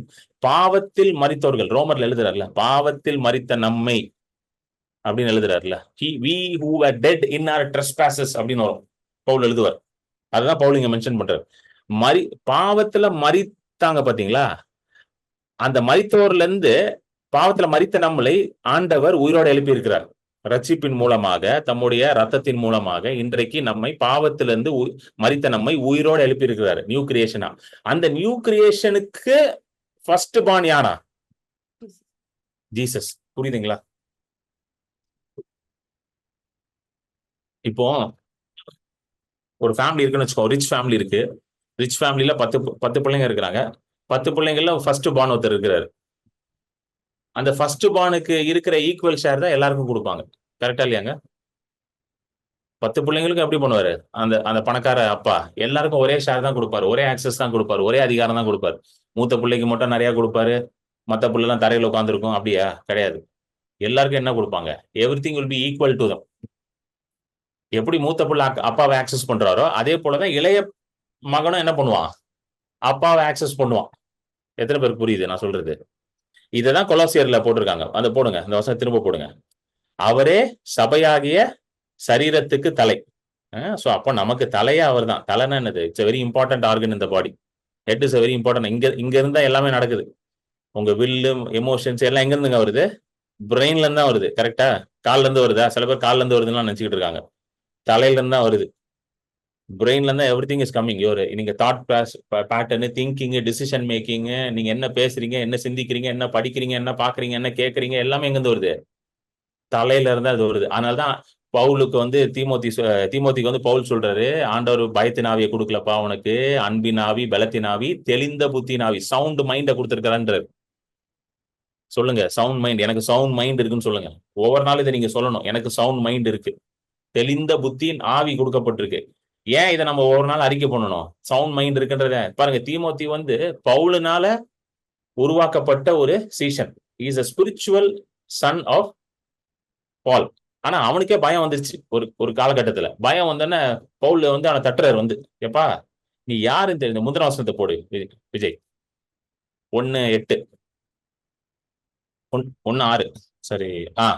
therefore remind you to stir up the இது தமிழ்ல படிங்க sister. இது நிமித்தமாக நான் உன்மேல் என் கைகளை வைத்ததினால் உனக்கு உண்டான தேவ வரத்தை நீ அனல் மூட்டி எழுப்பி விடும்படி உனக்கு நினைப்பூட்டுகிறேன். நல்லா கேளுங்க. பவுல் என்ன சொல்றாரு? எப்பா உனக்கு எல்லாத்தையும் ஏற்கனவே நான் கொடுத்துட்டேன், தேவ வரத்தை நான் கொடுத்துட்டேன், everything is already been deposited inside of you. But now why it is not working? ஏன் இது எதுவுமே வேலை செய்ய மாட்டேங்குது? தேவ வரங்கள் வேலை செய்ய மாட்டேங்குது, அபிஷேகம் வேலை செய்ய மாட்டேங்குது, அழைப்பு வேலை செய்ய மாட்டேங்குது, எதுவும் வேலை செய்ய மாட்டேங்குது. ஏன்னா நீ பயத்துக்கு இடம் கொடுத்துட்ட. புரியுதுங்களா உங்களுக்கு சொல்றது? இன்னைக்கு உங்களுக்குள்ள இருக்கிற நியூ கிரியேஷன் வல்லமை வேலை செய்யாம இருக்கிற காரணம் என்னது? ஃபியருக்கு உள்ள இடம் கொடுத்தா நியூ கிரியேஷன் ரியாலிட்டி ஒர்க் ஆக மாட்டேங்குது. சொல்லிட்டு அடுத்தது பவுல் சொல்றாரு, என்ன சொல்றாரு? தேவன் பயத்தின் ஆவியை கொடாமல் உனக்கு என்ன கொடுத்திருக்கிறாரு? அன்பு, பலன், தெளிந்த புத்தி. சோ உங்களுக்கு ஆண்டவர் தெளிந்த புத்தியை கொடுத்திருக்கிறார். அப்படின்னா எப்படிப்பட்ட காம்ப்ளெக்ஸ் சிச்சுவேஷன்ல நீங்க இருந்தாலும் உங்களால தெளிந்த புத்தியின் மூலமாக தேவனுடைய ஞானத்தை ஆக்சஸ் பண்ணி அவருடைய விஸ்டம்னால, அவருடைய நாலேஜ்னால நீங்க என்ன பண்ண முடியும்? டிசிஷன்ஸை கரெக்டா எடுக்க முடியும். நிறைய பேருக்கு வந்து டிசிஷன் மேக்கிங்ல பிரச்சனை இருக்கு. இந்த டிசிஷன் தமிழ்ல எப்படி சொல்லுவாங்க? டிசிஷன் மேக்கிங்னா தமிழ் என்ன வரும்? ஒரு காரியத்தை வந்து முடிவு பண்றதுல குழப்பம் இருக்கு. எப்படி இப்படி செய்யலாமா, அப்படி செய்யலாமா, இப்படி செஞ்சா கரெக்டா இருக்குமா, அப்படி செய்யலாமா, கரெக்டா? அப்படியே தான் இருக்கு. நான் சொல்றேன், உங்களுக்கு எந்த பிரச்சனையும் கிடையாது. You have a sound mind. உங்களுக்கு பயத்தின் ஆவி கிடையாது, உங்களுக்கு தெளிந்த புத்தியின் ஆவியை கொடுத்திருக்காரு. So you can make godly decision. தெய்வீக தீர்மானங்களை நீங்க எடுக்க முடியும். You can access the wisdom of God. தேவனுடைய அனாதி ஞானத்தை உங்களால் ஆக்சஸ் பண்ண முடியும். 1 கொரிந்தியர்ல பவுல் எழுதுறார் 1ஆம் அதிகாரத்துல, கிறிஸ்துவே நமக்கு ஞானமும் மீட்பும் நீதியும் பரிசுத்தமா இருக்கிறான். Christ has become our wisdom, righteousness. 1 கொரிந்தியர் 1 நமக்கு ஞானமும் நீதியும் பரிசுத்தமும் மீட்பும் ஆனார். ஹல்லேலூயா. கிறிஸ்துவே உங்களுக்கு விஸ்டம் ஆயிட்டாரு. சோ உங்களுக்கு அவருடைய ஞானம் இருக்கிறதுனால நீங்க எப்படி வாழலாங்க? இப்ப சொல்லுங்க, அவரோட ஞானம் இருக்கனால நீங்க எப்படி வாழலாம்? எப்படி டிசிஷன் எடுக்கலாம்? கிறிஸ்துவ போல டிசிஷன் எடுக்கலாம். நீங்க போய் ஓடி அங்கேயும் ஓட வேண்டாம். ஐயா ஜோம் பண்ணி சொல்லுங்க ஐயா, தேவையே இல்லை. நீங்க உட்காந்து கேட்டாலே எல்லாம் வரும் அங்க இருந்து. ஐயா சொல்லுங்க ஐயா, ஐயா சொல்லுங்க ஐயா. புரியுதுங்களா? என்னங்க, நீங்களே பெரிய ஐயா தான், உங்களுக்கு ஒரு ஐயா தேவையில்லைன்ற. நீங்களே பெரிய ப்ராஃபிட், நீங்களே பெரிய பாஸ்டர். நீங்க எந்த ஐயா கிட்டயும் ஓட வேண்டாம், இன்க்ளூடிங் திஸ் ஐயா, இன்க்ளூடிங் திஸ் ஐயா கிட்டயும் ஓட வேண்டாம். நான் அதான் எல்லாத்தையும் சொல்லுவேன். என்னுடைய மீட்டிங் வந்தீங்கன்னா உங்களை எம்பவர் பண்ணுவேன், சரிங்களா? ஊழியமே என்னது, ஏற்கனவே உங்க என் மீட்டிங் வரவங்க எல்லாம் தெரியும், என்னோட ஊழியமே உங்களை எம்பவர் பண்றது தான். ஏன்னா கிறிஸ்து அதை தான் செஞ்சார். கிறிஸ்து வந்து சீஷர்களை எம்பவர் பண்ணி விடுறாரு. ஹல்லேலூயா. He builds the disciples. அவங்களை எம்பவர் பண்ணி அவங்களை வளர்த்துட்டு சொல்றாரு, உலகமெங்கும் போய் இப்ப இந்த சுவிசேஷத்தை அறிவிங்க, நீங்க சீஷர்களை உண்டாக்குங்கன்றார். மேக் டிசைபிள்ஸ்ன்றார். டிசைபிள்னா எப்படி இருக்கணும்? மாஸ்டரை போலவே இருக்கணும், அவன் தான் disciple. Hallelujah. So you can access God's wisdom because you have a sound mind. Amen. So இப்போ ஆதாம் வந்து சந்திச்ச முதல் காரியம் என்னதான்? ரெஸ்ட் தான். சோ இப்ப இயேசு கிறிஸ்து நமக்காக எல்லாத்தையும் செஞ்சு முடிச்சிட்டாரு இப்ப சிலுவையில். கரெக்டா? இட் இஸ் ஃபினிஷ்ட் அப்படின்றார். எல்லாம் முடிஞ்சிருச்சுன்றார். இட் இஸ் ஃபினிஷ்ட் யோவான்ல சொல்றார், எல்லாம் முடிஞ்சிருச்சுன்னு சொல்லி அதுக்கப்புறம் தான் தம்முடைய ஆவி என்ன பண்றாராம்? ஒப்படைக்கிறார். After he completes his work he gives his spirit அப்படின்றார். இதை வந்து பவுல் வந்து இன்னும் கிளியரா எழுதுறாரு. பவுல் எப்படி எழுதுறாரு பாருங்களேன். எபேசியர் 2வது அதிகாரம் என்ன என்ன என்ன மாதிரி காரியங்கள், எப்படிப்பட்ட காரியங்கள் முடிஞ்சிச்சு, எப்படிப்பட்ட பொசிஷன்ல நம்ம இருக்கிறோம், இந்த பொசிஷனல் ரியாலிட்டின்னு வாங்க. அதாவது எந்த இடத்துல நம்ம இருக்கிறோம், எல்லாத்தையும் முடிச்சிட்டாருன்னா இப்ப நம்ம எந்த இடத்துல இருக்கிறோம் அப்படின்றது வந்து பவுல் ரொம்ப அழகா எழுதுறாரு. எபேசியர் 2, எபிஷியன்ஸ் 2ல 4, 5, 6. தேவனோ இரக்கத்தில் ஐஸ்வர்யம் உள்ளவராய் நம்மில் அன்பு கூர்ந்த தம்முடைய மிகுந்த அன்பினாலே அக்கிரமங்களில் மரித்தவர்கள் ஆயிருந்த நம்மை. ஒரே நிமிஷம் அது பாருங்க. மரித்தவர்கள் அப்படின்னு படிச்சோமா கொலோசியர்ல? அதுதான் பவுல் அக்கிரமங்கள்ல மரித்தவர். அதுதான் மரித்தவர்கள் அப்படின்னு எழுதும் போது பவுல் எதை சுட்டி காட்டாரு? அக்கிரமத்துல மரித்தவர், டெட் இன் ட்ரெஸ்பாசஸ். அதாவது நம்ம ரட்சிக்கப்படுறதுக்கு முன்னாடி we were equal to dead people. நீங்களும் நானும் ரட்சிக்கப்படுறதுக்கு முன்னாடி நம்ம ஸ்டேட் என்ன ஸ்டேட்டுங்க? ஆல்மோஸ்ட் லைக் டெட் தான். ஆல்மோஸ்ட் டெட் தான். நம்ம ஒரு ஹோப் கிடையாது, நமக்கு ஒரு நம்பிக்கையும் கிடையாது, நம்ம டெட் தான், டோட்டல் டெத். அதுதான் அக்கிரமங்களிலே மரித்த நம்மை. படிங்க சிஸ்டர். அக்கிரமங்களில் மரித்தவர்களாய் இருந்த நம்மை கிறிஸ்துவுடனே கூட உயிர்ப்பித்தார். கிருபையினாலே ரட்சிக்கப்பட்டீர்கள். கிறிஸ்து இயேசுவுக்குள் அவர் நம்மிடத்தில் வைத்த தயவினாலே தம்முடைய கிருபையின் மகா மேன்மையான ஐஸ்வர்யத்தை வருங்காலங்களில் விளங்க செய்வதற்காக கிறிஸ்து இயேசுவுக்குள் நம்மை அவரோட கூட எழுப்பி உன்னதங்களிலே அவரோட கூட உட்காரவும் செய்தார். இததான் அவர் பினிஷ் பண்ணார் கிராஸ்ல. ஹல்லேலூயா. அவரோட கூட அப்புறம் அக்கிரமங்களில் மரித்த நம்மை அவரோட கூட எழுப்பி அவரோட கூட உன்னதங்களில் உட்கார செய்தார். This is what was accomplished by Jesus Christ for us on the cross of Calvary. இதுதான் இயேசு கிறிஸ்து கல்வாரி சிலுவையில நமக்காக செய்து முடித்தார். இதை முடிச்ச பிறகுதான் it is finished. Now you understand what he finished? இப்போ புரியுதுங்களா அவர் என்னத்தை முடிச்சாருன்ட்டு? நிறைய பேர் நினைச்சிட்டாங்க, நானும் சின்ன வளரும் போது என்ன நினைச்சேன், இட் இஸ் ஃபினிஷ்ட்னு சொன்னார்னா அந்த சில பேர் சொல்லுவாங்க பாத்தீங்களா, அந்த ஃபாஸ்டா இம்போசிஷன் எழுதுவாங்க. இந்த ஸ்கூல்ல எல்லாம் பாத்துருக்கேன். ஃபாஸ்டா இம்போசிஷன் எழுதிட்டு ஃபினிஷ்ட் மேம், இந்த பனிஷ்மெண்ட் முடிஞ்சா எவ்வளவு சீக்கிரம் முடிக்க முடியும், கடை இருக்குவாங்க உட்காந்து எழுதிட்டு ஃபினிஷ்ட் மேம். அந்த ஃபினிஷ்ட் கிடையாது. ஏதோ அவசரமா சிலுவையில தொங்கி அவசரமா ஐயா விட்டு தொலைங்கப்பா, முடியல, இந்த பயல்களுக்காகலாம் தொங்க வேண்டியதா இருக்கு சிலுவையில வந்து அப்படின்னு வேண்டாம் வெறுப்பா தொங்கி முடிச்சுட்டு கிளம்பி போனோம். இல்ல, ரொம்ப தெளிவா எதற்காக வந்தாருன்றத தெளிவா செய்து முடிச்சுட்டு அக்கிரமங்கள்ல மரித்த நம்மை என்ன பண்றாரு? உயிரோட எழுப்புறாரு. அவர் உயிரோட எழுந்தாரு பாத்தீங்களா? அப்ப நம்மளையும் உயிரோட எழுப்பி அவர் பரம் ஏறினாரு. அப்ப நம்மளையும் கொண்டு போய் மேல குறைச்சிட்டாரு. இப்ப நீங்களும் நானும் எங்க உட்காந்துருக்கோம்? இந்த படம் அழகான படம். அவரோட உட்காந்துருக்கோம். உங்க பொசிஷன் ரியாலிட்டி வந்து கிறிஸ்துவோட இருக்கிறது தான். அதுதான் உங்க பொசிஷன். இப்போ ஆதாம் வந்து ஒரு பொசிஷன்ல இருந்தான். எந்த பொசிஷன்ல இருந்தான்? தேவனோட இருந்தான். ஏதேம் தோட்டம் வந்து பாத்தீங்கன்னா it is a place where God's presence was there. ஏதேம் தோட்டத்துல வந்து தேவனுடைய பிரசனம் இருந்த இடம். ஸோ அந்த இடத்துல தான் ஆதாம் இருந்தான். ஸோ ஆண்டவர் எல்லாத்தையும் முடிச்சுட்டு அவனோட பிரசனத்துல உட்கார வச்சுட்டார், ரெஸ்ட் பண்றார். He made Adam rest in the presence of God. அதுதான் ஃபர்ஸ்ட் டேவே அவனுக்கு சாபத் டே. முதல் நாளே ஓய்வு நாள் ஏன் கொடுக்குறாரு? எப்பா நீ இப்ப என்னுடைய பிரசனத்துல ஓய்ந்திருப்பா, அதுல நீ இளைப்பாருப்பா, நீ என் பிரசனத்துல இருக்கிறத நீ கத்துக்கோப்பா, இளைப்பார கத்துக்கோப்பா அப்படின்னு சொல்லி அவனை அதுல வைக்கிறார். இன்றைக்கு நீங்களும் நானும் உன்னதத்திலே அவரோடைய ஓய்ந்து இருக்கிறோம், உட்கார்ந்து இருக்கிறோம், ரெஸ்ட் பண்ணிக்கிட்டு இருக்கிறோம். ஹல்லேலூயா. Praise God. We are now resting in the presence of God in the heavenly places. இன்னைக்கு உங்களோட இடம் எங்க இருக்குங்க? அங்க இருக்குது, இங்க இல்ல. ஹல்லேலூயா. நீங்க இப்போ உங்க இடம் அங்க இருக்கிறதுனாலதான் வியாதி உங்களை தொட முடியாது. ஹல்லேலூயா.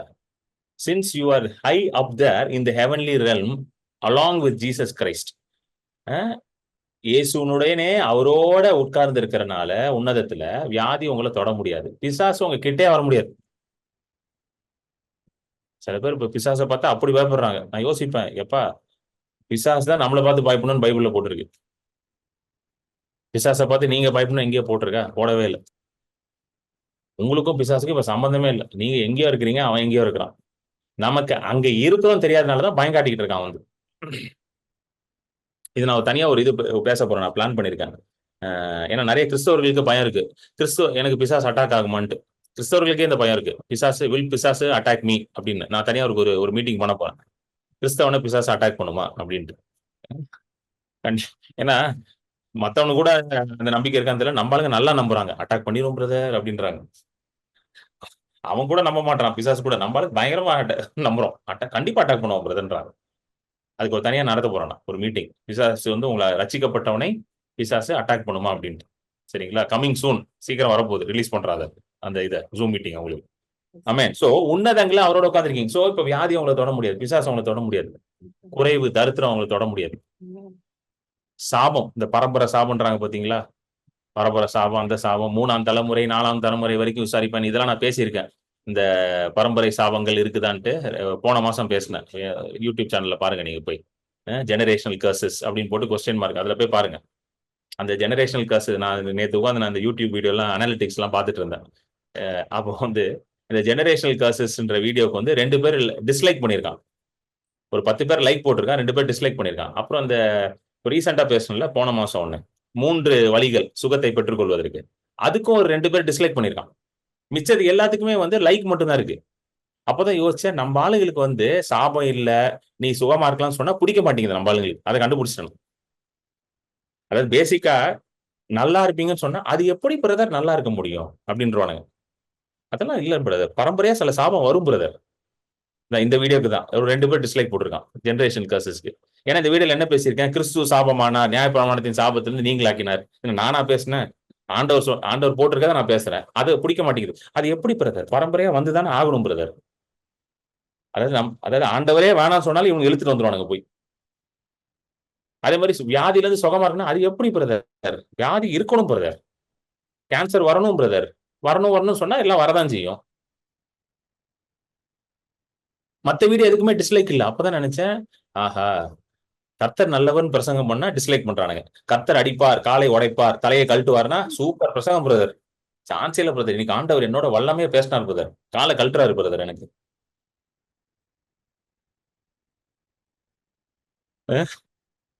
காலை கழட்டுற கிறிஸ்துவை பிரசங்கம் பண்ண நான் வரவில்லை.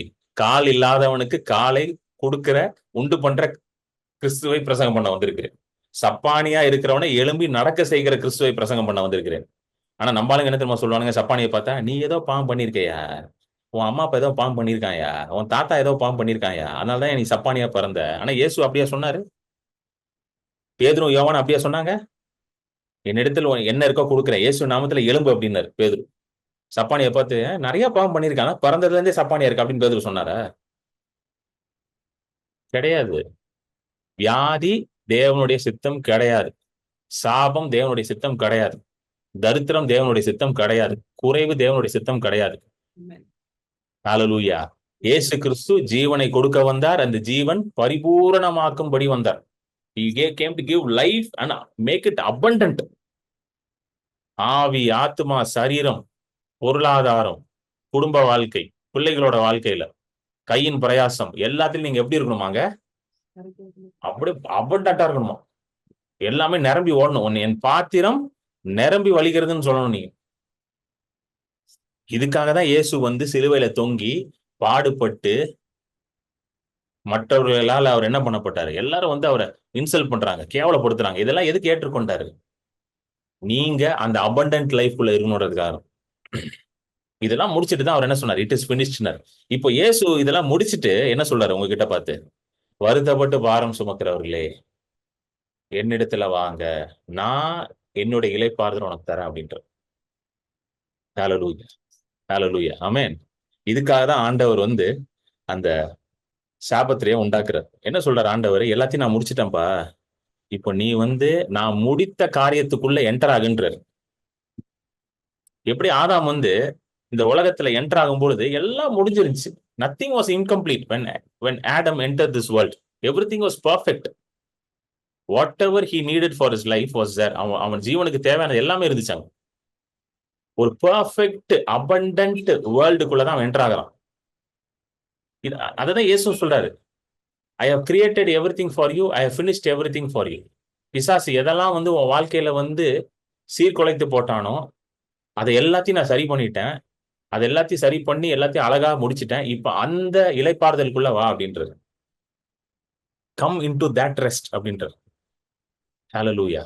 நீ பாரமா இருக்கிற, நீ என்னுடைய இளைப்பாறுதலுக்குள்ள வா. ஏன்னா நீ உள்ள வந்துட்டேன்னா அந்த பாரெல்லாம் நீங்கி போயிடும். ஏன்னா you are now entering into the perfect world of God.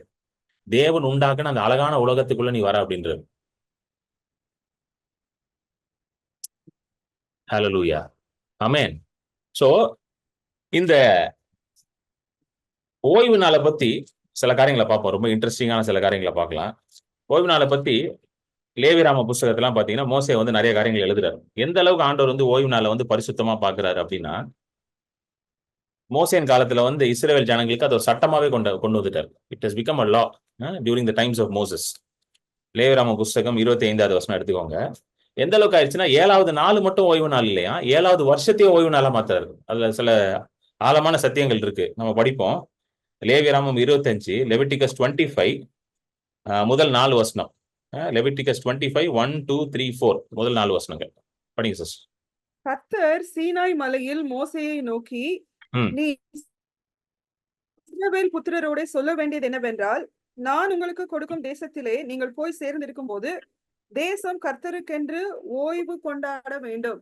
6 வருஷம் உன் வயலை விதைத்து உன் திராட்சை தோட்டத்தை கிளை கழித்து அதன் பலனை சேர்ப்பாயாக. 7ஆம் வருஷத்திலோ கர்த்தருக்கென்று ஓய்ந்திருக்கும் ஓய்வு தேசத்திற்கு இருக்க வேண்டும். அதில் உன் வயலை விதைக்காமலும் உன் திராட்சை தோட்டத்தை கிளை கழிக்காமலும் தானாய் விளைந்து பயிரானதை அறுக்காமலும். சோ இப்ப ஆண்டவர் என்ன சொல்றாருன்னா, தேசத்துக்கே ஓய்வு கொடுண்டார். பாருங்க, ஆண்டவர் வந்து பயங்கரமான ஆண்டவருங்க, சாதாரண ஆள் இல்ல ஆண்டவர். நம்மளாம் வந்து இந்த ரெஸ்ட் வந்து எப்படிங்க பார்த்திருக்கோம்? ஒரு நாள் ஆஃப் விடுவாங்க, சில இடத்துல 2 நாள் விடுறாங்க. இப்போ நான்லாம் ஒர்க் பண்ணும்போது 2 நாள், ஐடியில் 2 நாள் விட்டுட்டு இருந்தாங்க, சில இடத்துல 1 நாள் விடுறாங்க. இங்க வந்து தேசத்துக்கே ரெஸ்டன்டார், லேண்டுக்கே ரெஸ்டன்டார். அப்ப எப்படி சாப்பிடுவான் இவன்? ஒரு வருஷம் ஃபுல்லா வேலைக்கு போகலன்னா என்ன பண்றது? நியாயமான கேள்வி தானே. இப்போ உங்களே நான் வந்து சொன்னேன்னு வச்சுக்கோங்களேன், ஒரு மாசம் வெக்கேஷன் போங்க பிரதர் அப்படின்னா நீங்க ஓகே பிரதர், 1 மாசம் போகலாம் பிரதர், பிரச்சனை இல்லை, கேன் மேனேஜ், கொஞ்சம் சேவிங்ஸ்லாம் இருக்குது, ஒரு 2 மாசம் ஓகே. 1 வருஷம் போங்கன்னா என்ன சொல்லுவீங்க? பிரதர் சும்மா விளையாடாதீங்க பிரதர், ஒரு வருஷம் போனா எவன் சாப்பாடு போடுறதுன்னு கேட்பீங்களா மாட்டீங்களா? சொல்லுங்க. நீங்க பாட்டுக்கு போங்க, வெக்கேஷன் போங்கன்றீங்க. யார் நீங்களா போடுவீங்க சாப்பாடு? நீங்களா எனக்கு பில்லு கட்டுவீங்க? நீங்களா என் பிள்ளைக்கு ஸ்கூல் ஃபீஸ் கட்டுவீங்க? நீங்களா என்னோட எக்ஸ்பென்சஸ் எல்லாம் மீட் பண்ணுவீங்க? கேட்பீங்களா மாட்டீங்களா? ஆனா ஆண்டவர் இங்க என்ன சொல்றாருன்னா, உன் நிலத்திற்கு 6 வருஷம் நீ உன் நிலத்துல என்ன பண்ணு, பயிரிடு, அதை அறுத்து போடு, எல்லாம் பண்ணு. ஆனா 7வது வருஷம் அந்த நிலத்தை விட்டுன்றது. இப்போ 7வது வருஷம் ஏன் சோறு போடுவோம்?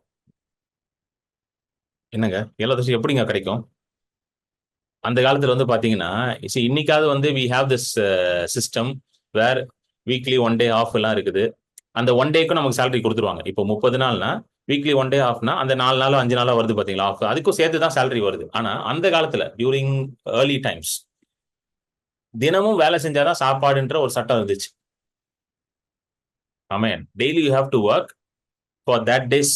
இது அதாவது இயேசு கிறிஸ்து வந்து அந்த ஜெபத்தை செய்யும்போது எப்படி சொல்றாரு, அன்றன்றுள்ள அப்பத்தை எங்களுக்கு தாரும் அப்படின்னு ஜெபம் பண்றாரு, சொல்றாரு, கிவ் அஸ் டுடே அவர் டெய்லி பிரெட். ஸோ டெய்லி நீ ஒர்க் பண்ணாதான் உனக்கு சாப்பாடு, இன்னைக்கு வேலை செஞ்சா சாப்பாடு அப்படின்றது. So almost everybody was working every day.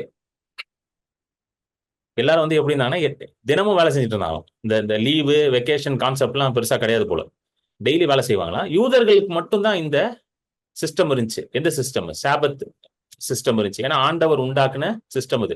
மற்ற புறஜாதிகள்லாம் இருந்தாங்க பாத்தீங்களா, கானானியர், அமோரியர், எபூசியர்லாம் இருந்தாங்கல்ல, அவங்க எல்லாம் பாத்தீங்கன்னா டெய்லி ஒர்க் பண்ணுவாங்களாம். யூதர்கள் மட்டும் எப்படி இருந்தாங்களாம், இந்த சிஸ்டம்குள்ள இருந்தாங்க, சாபத் டேக்குள்ள இருந்தாங்க. இருந்துட்டு அந்த கரெக்டா அதை ஃபாலோ பண்ணிட்டு இருந்தாங்க. ஏன்னா ஆண்டவர் சொல்றாரு, எப்பா நான் உனக்கு எல்லாத்தையும் உண்டாக்கிட்டேன், நீ என்ன பண்ணிப்போ, என்னுடைய இலைப்பாறுதல்ல நீ வந்து பிரவேசி அப்படின்றாரு. சொல்லிட்டு இப்போ 7வது வருஷம் லீவ் விடுன்ட்டாரு. இப்ப 7வது வருஷம் யார் சோறு போடுவா? அதுக்கும் ஆண்டவர் என்ன சொல்றாரு பாருங்க, 18வது வருஷம் படிங்க சிஸ்டர். 18 21 படிங்க, 22.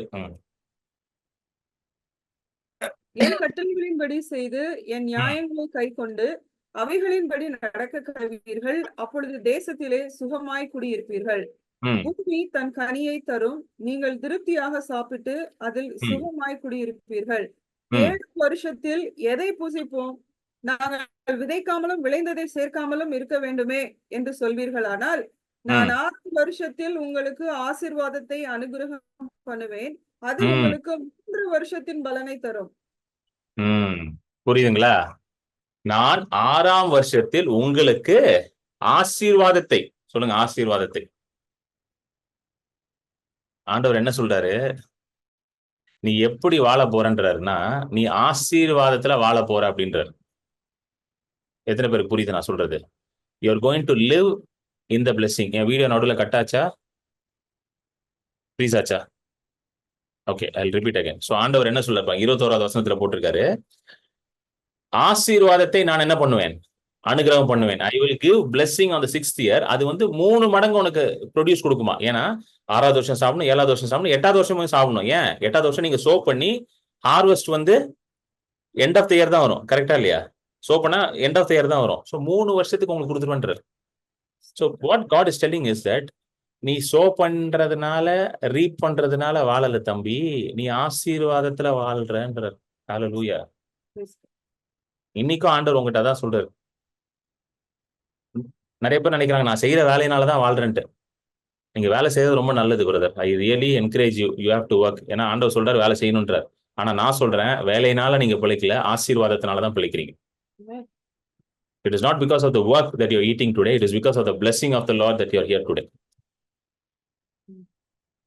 ஆமென். வேலை என்றுக்குமே நமக்கு பிழைப்பை கொடுக்க முடியாது. கர்த்தருடைய ஆசீர்வாதம் தான் நமக்கு கொடுக்க முடியும். நீதிமான் விசுவாசத்தினாலதான் பிழைப்பான். என்ன விசுவாசம்? கர்த்தர் தான் எனக்கு பிழை போட்டுகிறார், கர்த்தருடைய ஆசீர்வாதம் என் மேல் வேலை செய்யுது. இந்த விசுவாசத்தினாலதான் ஒவ்வொரு மனுஷனும் பிழைக்கணும்ன்றார் ஆண்டவர். இந்த இலைப்பாறுதலுக்குள்ள நீங்க வரணும்ன்றார். ஹல்லேலூயா. இப்ப இருக்கிற நம்ம சூழ்நிலையில பாத்தீங்கன்னா எக்கனாமிக் கிரைசிஸ்ன்றாங்க, இன்ஃபிளேஷன்ன்றாங்க. நியூஸ்லாம் பாத்தீங்கன்னா தெரியும், ஏகப்பட்ட ஜாப் லாஸ் நடக்குது, அது நடக்குது. இதெல்லாம் பாத்தீங்கன்னா ரெஸ்ட்ல இருக்க முடியும்னு நினைக்கிறீங்களா? சொல்லுங்க. ஒரு ½ an hour நியூஸ் பார்த்தா ரெஸ்ட்ல இருந்து வெளியே வந்துருவீங்க. எங்க வந்துருவீங்க? ரெஸ்ட்ல இருந்து வெளியே வந்துருவீங்க. ஒரு ½ மணி நேரம் நியூஸ் பார்த்துட்டு, ½ மணி நேரம் நியூஸ் பார்த்தீங்கன்னா ரெஸ்ட் எல்லாம் போயிடும், பிச்சுக்கிட்டு போயிடும் எங்கேயோ. அப்படி இருக்குது நியூஸ் இப்போ பாத்தீங்கன்னா. ஆனா ஆண்டவர் என்ன சொல்றாரு, எப்பா என்னுடைய ஆசீர்வாதத்தை உன் மேல நான் வைத்திருக்கிறேன், அந்த ஆசீர்வாதத்தினால நீ இந்த பூமியில பிழைப்ப அப்படின்றாரு. ஹல்லேலூயா. வானத்தோட பலகையை திறந்து உன்னை இடம் கொள்ளாதபடி நான் உன்னை ஆசீர்வதிக்க போறேன்றார். I will open the flood gates of heaven and I will bless you so much that you will not contain it ன்றார். இதுதான் வந்து இலைப்பாறுதல். ஹல்லேலூயா. ஆமென். நீங்க வேலை செய்றீங்க, நீங்க எல்லாத்தையும் சரியா செஞ்சு கொண்டு இருக்கிறீங்க. ஆனாலும் உங்களுடைய பலன் எங்கிருந்து வருது? கர்த்தரிடத்துல இருந்து வருது. You are working, you are sowing, you are reaping, but your blessing is from the Lord. Amen. Whatever you need is coming from him only. இந்த ரெஸ்ட்டுக்குள்ள நீங்க வரணும், இந்த மனநிலைக்குள்ள வரணும். நீங்க இதுக்குள்ள வந்தீங்கன்னா சந்தோஷமா வேலைக்கு போவீங்க. யோசிக்க மாட்டீங்க, ஐயோ வேலையை விட்டு தூக்கிடுவாங்களோ, ஐயோ வேலை போயிருமோ, ஐயோ வேலை போயிருமோ. நிறைய பேர் நீங்க பயத்திலே வேலைக்கு போறோம். ஐயோ வேலை போயிருமோ, நியூஸ்ல வேற போட்டான், ஐயோ கூகுள்ல இவ்வளவு பேர் போயிட்டான், ஃபேஸ்புக்ல இவ்வளவு பேர் போயிட்டான், ட்விட்டர்ல இவ்வளவு பேர் போயிட்டான். கூகுளே போயிட்டான் பிரதர். என் கம்பெனி எல்லாம் சின்ன கம்பெனி பிரதர், கூகுள் எவ்வளவு பெரிய கம்பெனி பிரதர், அங்கேயே வேலை போயிடுச்சான் பிரதர். இப்படி சொல்றாள் எனக்கு தெரியும். எனக்கு பெரிய கம்பெனிலே போதான் பிரதர், என் கம்பெனி ரொம்ப சின்ன கம்பெனி பிரதர். எங்க கம்பெனி சின்ன கம்பெனிங்க, கர்த்தர் பெரிய பெரிய ஆளுங்க. அதை விட்டுட்டீங்களே, கம்பெனியே தான் பாக்குறீங்க, கர்த்தரை பார்க்கவே மாட்டேங்கிறீங்களே. அவர் பெரியவர், கம்பெனி எவ்வளவு பெருசா இருந்தானே எவ்வளவு சின்னதா இருந்தானே. ஆமென். அதாவது இஸ்ரவேல் ஜனங்களுக்கு இந்த டவுட், என்ன ஆண்டவரே நீங்க பாட்டுக்கு விதைக்காதன்றீங்க, அறுக்காதன்றீங்க, எப்படி ஆண்டவரே சாப்பிடுறது? என் வீட்டுல வர 10 புள்ள இருக்குது. ஏன்னா அந்த காலத்துல எல்லாம் 10-15 புள்ள வச்சிருந்தானுங்க. நம்மள மாதிரி ஒரு புள்ள 2 புள்ள கிடையாது, எல்லாவனுக்கும் சோறு போடணும். நீங்க பாட்டுக்கு சும்மா இருங்கன்றீங்க. ஆண்டவர் சொல்ற, தம்பி 6வது வருஷம் நான் எந்த அளவுக்கு உன்னை ஆசீர்வதிக்க போறேன்னா 3 வருஷத்துக்கு உட்கார்ந்து சாப்பிடலாம் நீ அப்படின்ட்டு. அவன் மிரண்டிருப்பான் 6வது வருஷம். ஐயோ ஆண்டவரே, போய் கெஞ்சிருப்பான், ஆண்டவரே முடியல ஆண்டவரே, அறுக்க அறுக்க வந்துகிட்டே இருக்க ஆண்டவரே, எவ்வளவுதான் அறுத்தாலும் வருது ஆண்டவரே, மாட்டுல இருந்து பாலை கறந்துகிட்டு இருக்கா, வந்துகிட்டே இருக்க ஆண்டவரே, கையெல்லாம் வலிக்குது ஆண்டவரேன்னு இருப்பான். அதுக்கு பேர் தான் பாலும் தேனும் ஓடுகிற நலமும் விசாலமுமான தேசம். பால் கறக்க கறக்க வரும், கை வலிக்கும், ஆனா மாடு பால் கொடுத்துக்கிட்டே இருக்கும். பால்ல தண்ணி எல்லாம் கலக்க வேண்டாம், ஃப்ரெஷ்ஷா அப்படியே குடிக்கலாம். காஃபியை கொண்டு போய் அப்படியே அடியில் வச்சு குடிக்கலாம். இதை நான் சொல்லலைங்க, கர்த்தர் சொல்றாரு. திறன்பால் சொன்னாதான் தப்பு, கர்த்தரே சொல்றாரு இப்படிதான் நீ வாழணும்ன்றாரு. இப்படிப்பட்ட வாக்கு தத்தத்தை தான் ஆண்டவர் யாருக்கு கொடுத்தாரு? இஸ்ரவேல் ஜனங்களுக்கு கொடுத்தாரு. எப்ப கொடுத்தாரு அவர்களுக்கு? அதாவது இந்த வாக்கு தத்தம் அவர்களுக்கு எப்ப வந்துச்சுன்றதுதான் வந்து ரொம்ப முக்கியமான இது. ஏன்னா நிறைய பேர் வந்து என்ன நினைக்கிறாங்கன்னா, எல்லாம் நல்லா இருந்தாதான் பிரதர் ஆண்டவர் வாக்கு தத்தம் தருவாருன்றாரு. கிடையாது. வாங்க, யாத்ராகமம் 2:8வது அதிகாரம் 8வது வசனம். யாத்ராகமம் 2:8. அதற்கு பார்வோனுடைய குமாரத்தி அழைத்து கொண்டு வா. 3:8. Sorry sister, 3:8.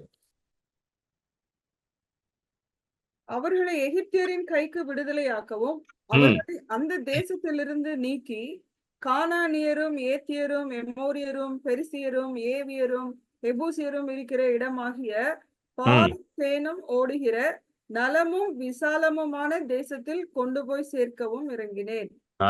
ஆண்டவர் இறங்கினாரா? God has come down. Powerful statement. ஆண்டவரே இறங்கி வந்துட்டாருங்க. அதனாலதான் எகிப்துல வந்து மோசே போகும்பொழுது அந்த மந்திரவாதிலாம் சொல்றான், இவங்களோட எல்லாம் சண்டை போட முடியாது, ஏன்னா தேவனுடைய விரலே இங்க இருக்குது, the finger of God is here அப்படின்ட்டானுங்க. முடியாதுங்க அப்படின்ட்டாங்க பார்வோன்ட்ட. 2-3 வாதைக்கு அப்புறம் அவங்களுக்கு எல்லாம் நாக்கு தள்ளிருச்சு, மொழி பிதுங்கிருச்சு. ஐயோ, அந்த மோசை கிட்டையும் ஆரோன் கிட்டையும் எல்லாம் மல்லு கட்ட முடியாது, ஆண்டவருடைய விரலே எங்க இருக்குது, ஃபிங்கர் ஆஃப் காட் இஸ் ஹியர்ன்ட்டானுங்க. சோ ஆண்டவர் என்ன சொல்றாரு? நானே இறங்கினேன்றார். சொல்லுங்க, கர்த்தரே இறங்கிட்டாரு. இன்னைக்கு நிறைய பேர் ஜோம் பண்ணிட்டு இருக்காங்க, கர்த்தர் இறங்கும் ஆண்டவரே, இறங்கும் ஆண்டவரே. ஆண்டவர் தான் இறங்கிட்டாரு. சிறுவேல இறங்கி பாடுபட்டு எல்லாத்தையும் உங்களுக்காக செய்து முடிச்சுட்டாரு. இப்ப எங்க இறங்கணும்? அவரு தான் இறங்கி எல்லாத்தையும் முடிச்சுட்டு உங்களை கொண்டு போய் அவரோட உட்கார வச்சுட்டாரு. இப்போ நீங்க தான் அந்த ஸ்டேட்டஸ்க்கு ஏறணும். சொல்லுங்க, ஏறணும்னு சொல்லுங்க. இப்போ நீ ஆண்டவர் இறங்க வேண்டாம், நம்ம தான் ஏறணும். எந்த ஸ்டேட்டஸ்க்கு ஏறணும்? ராஜாக்களும் ஆசாரியர்களாகவும் நம்மளை உண்டாக்கி இருக்கிறார், அந்த ஸ்டேட்டஸ்க்கு ஏறணும். we have to climb up to our position. விசுவாசத்தினால நம்ம அங்க மேல ஏறணும். உன்னதங்களை கிறிஸ்துவோட நான் உட்கார்ந்து இருக்கிறேன், அந்த இடத்துக்கு நான் ஏறணும். ஏன்னா கர்த்தர் இறங்கி எல்லாத்தையும் முடிச்சிட்டாரு. சோ இவர்கள் வந்து எப்படி இருந்தாங்களா? அந்த வருஷம் திரும்ப போடு விஜய். யாத்ராகமம் 3:8. அடிமையா இருக்காங்க எகிப்துல அடிமையா இருக்கிறானுங்க. அடிமையா இருக்கும் பொழுது வர வாக்குத்தத்தம் எப்படிப்பட்ட வாக்குத்தத்தங்க? பாலும் தேனும் ஓடுற தேசத்தை கொடுப்பேன். அது அந்த தேசம் யார் கையில இருக்குதான்? கானானியர், எபூசியர், அமோரியர், அவங்க கையில இருக்குது. ஏன் வந்து ஆல்ரெடி ஒரு இன்ஹாபிட்டட் நேஷனை கொடுக்குறன்றார் ஆண்டவர். ஏற்கனவே அந்த நேஷன் வந்து it is been ruled by some other people. Already ஆட்கள் இருக்கா, அந்த தேசம் உங்ககிட்ட கொடுக்குறன்றார். ஏன்னா ஆண்டவர் இன்னொரு இடத்துல சொல்லுவாரு, நீ கட்டாத வீட்டுல குடி இருக்கணும், நடாத திராட்சை தோட்டத்துல இருந்து நீ பறிச்சு சாப்பிடணும், வெட்டாத கிணறுல இருந்து தண்ணி குடிக்கணும். ஏன் சொல்றாரு அப்படி? ஏன்னா உள்ள போய் அப்படியே உட்கார்ந்து கொண்டுறாரு, நீ ரெஸ்ட் பண்ணுன்றாரு அந்த வீட்டுல போய். எத்தனை பேர் புரியுது? நீங்க வந்து இந்த வெக்கேஷன் எல்லாம் போனீங்கன்னா அந்த நல்ல பெரிய பெரிய ஹோட்டல் எல்லாம் போய் தங்கினீங்கன்னு வச்சுக்கோங்களேன், அந்த ரூம்ல எல்லாமே இருக்கும், பாத்திருக்கீங்களா? ஒரு சைட்ல வந்து நல்ல ஒரு லிவிங் ரூம் இருக்கும். இந்த ஸ்வீட்லாம் எடுத்தீங்கன்னு வச்சுக்கோங்க, ஒரு லிவிங் ரூம் இருக்கும், ஒரு பெட்ரூம் இருக்கும், ஒரு கிச்சனெட் இருக்கும். கிச்சனெட் அங்கேயும் நீங்க ஏதாவது செஞ்சு கூட சாப்பிடலாம், அந்த அளவுக்கு இருக்கும். எல்லாமே இருக்கும், எவ்ரிதிங் வில் பி தேர். நீங்க போய் அந்த ரூம்ல ரெஸ்ட் பண்ணா போதும், எல்லாமே எல்லாத்தையும் கொடுத்துருவோம். பாத்துருக்கீங்களா அந்த மாதிரி இதெல்லாம் நல்லா சூப்பரா இருக்கும். அது ஒரு ஒரு ஒரு வீடு மாதிரியே இருக்கும் உங்களுக்கு, எல்லாமே இருக்கும். You won't lack anything. அந்த மாதிரி ஆண்டவர் என்ன சொல்றாரு, எப்பா எல்லாமே இருக்கிற ஒரு நலமும் விசாலமுமான தேசத்தை உனக்கு நான் வச்சிருக்கிறேன், அங்க உள்ள போய் ரெஸ்ட் பண்ணுன்றார். எத்தனை பேர் புரியுது நான் சொல்றது? ஹalleluya. அங்க உள்ள போய் என்ன பண்ணு, ரெஸ்ட் பண்ணு. You go inside and rest in that houses which you have not built. Go inside and eat from the vineyard which you have not planted. Go inside and drink from the wells that you have not dug. ஹalleluya. நீ கெட்டாத வீட்டுல போய் நீ உள்ள rest பண்ணு, இளைப்பாரு. நீ நடாத திராட்சை தோட்டத்துல இருந்து பறிச்சு சாப்பிடு. நீ வெட்டாத கிணறுல இருந்து போய் தண்ணியை குடி. இதுதான் உனக்கு நான் வைத்திருக்கிற நலமும் விசாலமுமான பாலும் தேனும் ஓடுகிற தேசம் அப்படின்ட்டார். இதுதான் உனக்கு நான் வாக்குத்தத்தமா கொடு. இதை எப்போ கொடுத்தாருன்னா, இவர்கள் அடிமையாக இருக்கும் பொழுது கொடுத்தார்கள். ஹalleluya. அடிமையாக எகிப்தியர் கையில மாட்டிக்கிட்டு இருக்கும்போது. சோ இது எதற்கு எக்ஸாம்பிளா இருக்கு? நம்ம பாவத்திற்கு அடிமையா இருக்கும்போது ஆண்டவர் சுவிசேஷத்தை அனுப்புறாரு. இயேசு கிறிஸ்துவின் மூலமாக சுவிசேஷத்தை அனுப்புறாரு. இயேசுதான் வார்த்தை. Jesus himself is the word. சுவிசேஷத்தை அனுப்புறாரு. என்ன சுவிசேஷம்? வருத்தப்பட்டு பாரம் சுமக்கிறவர்களே என்னிடத்துல வாருங்கள், நான் உங்களுக்கு என்ன கொடுப்பேன்? இளைப்பாறுதலை கொடுப்பேன். இந்த சுவிசேஷம் தான் எனக்கு வந்துச்சு. நான் எப்போ அடிமையா இருக்கும் பொழுது வந்துச்சு, நான் பாவத்துல இருக்கும் பொழுது வந்துச்சு, நான் பிசாசின் பிடியில இருக்கும் பொழுது வந்துச்சு, நான் பாவத்துல மரித்து இருக்கும் பொழுது இது எனக்கு வந்துச்சு. என்னிடத்துல வா தம்பி, உனக்கு நான் ஒரு நலமும் விசாலமான நல்ல இடத்த வச்சிருக்கிறேன். அந்த இடம் எனக்குள்ள இருக்குது. That place is inside of me. உனக்கு என்ன தேவையோ அதெல்லாம் எனக்குள்ள இருக்குன்றார். வார்த்தை மாம்சமாகி நம்மோடு வாசம் செய்தது. அந்த வார்த்தை என்னை அழைத்தது. என்னிடத்துல வா, நான் உனக்கு இளைப்பாறுதல் தருவேன். That word invited me and said, I will give you my rest. எந்த வார்த்தை?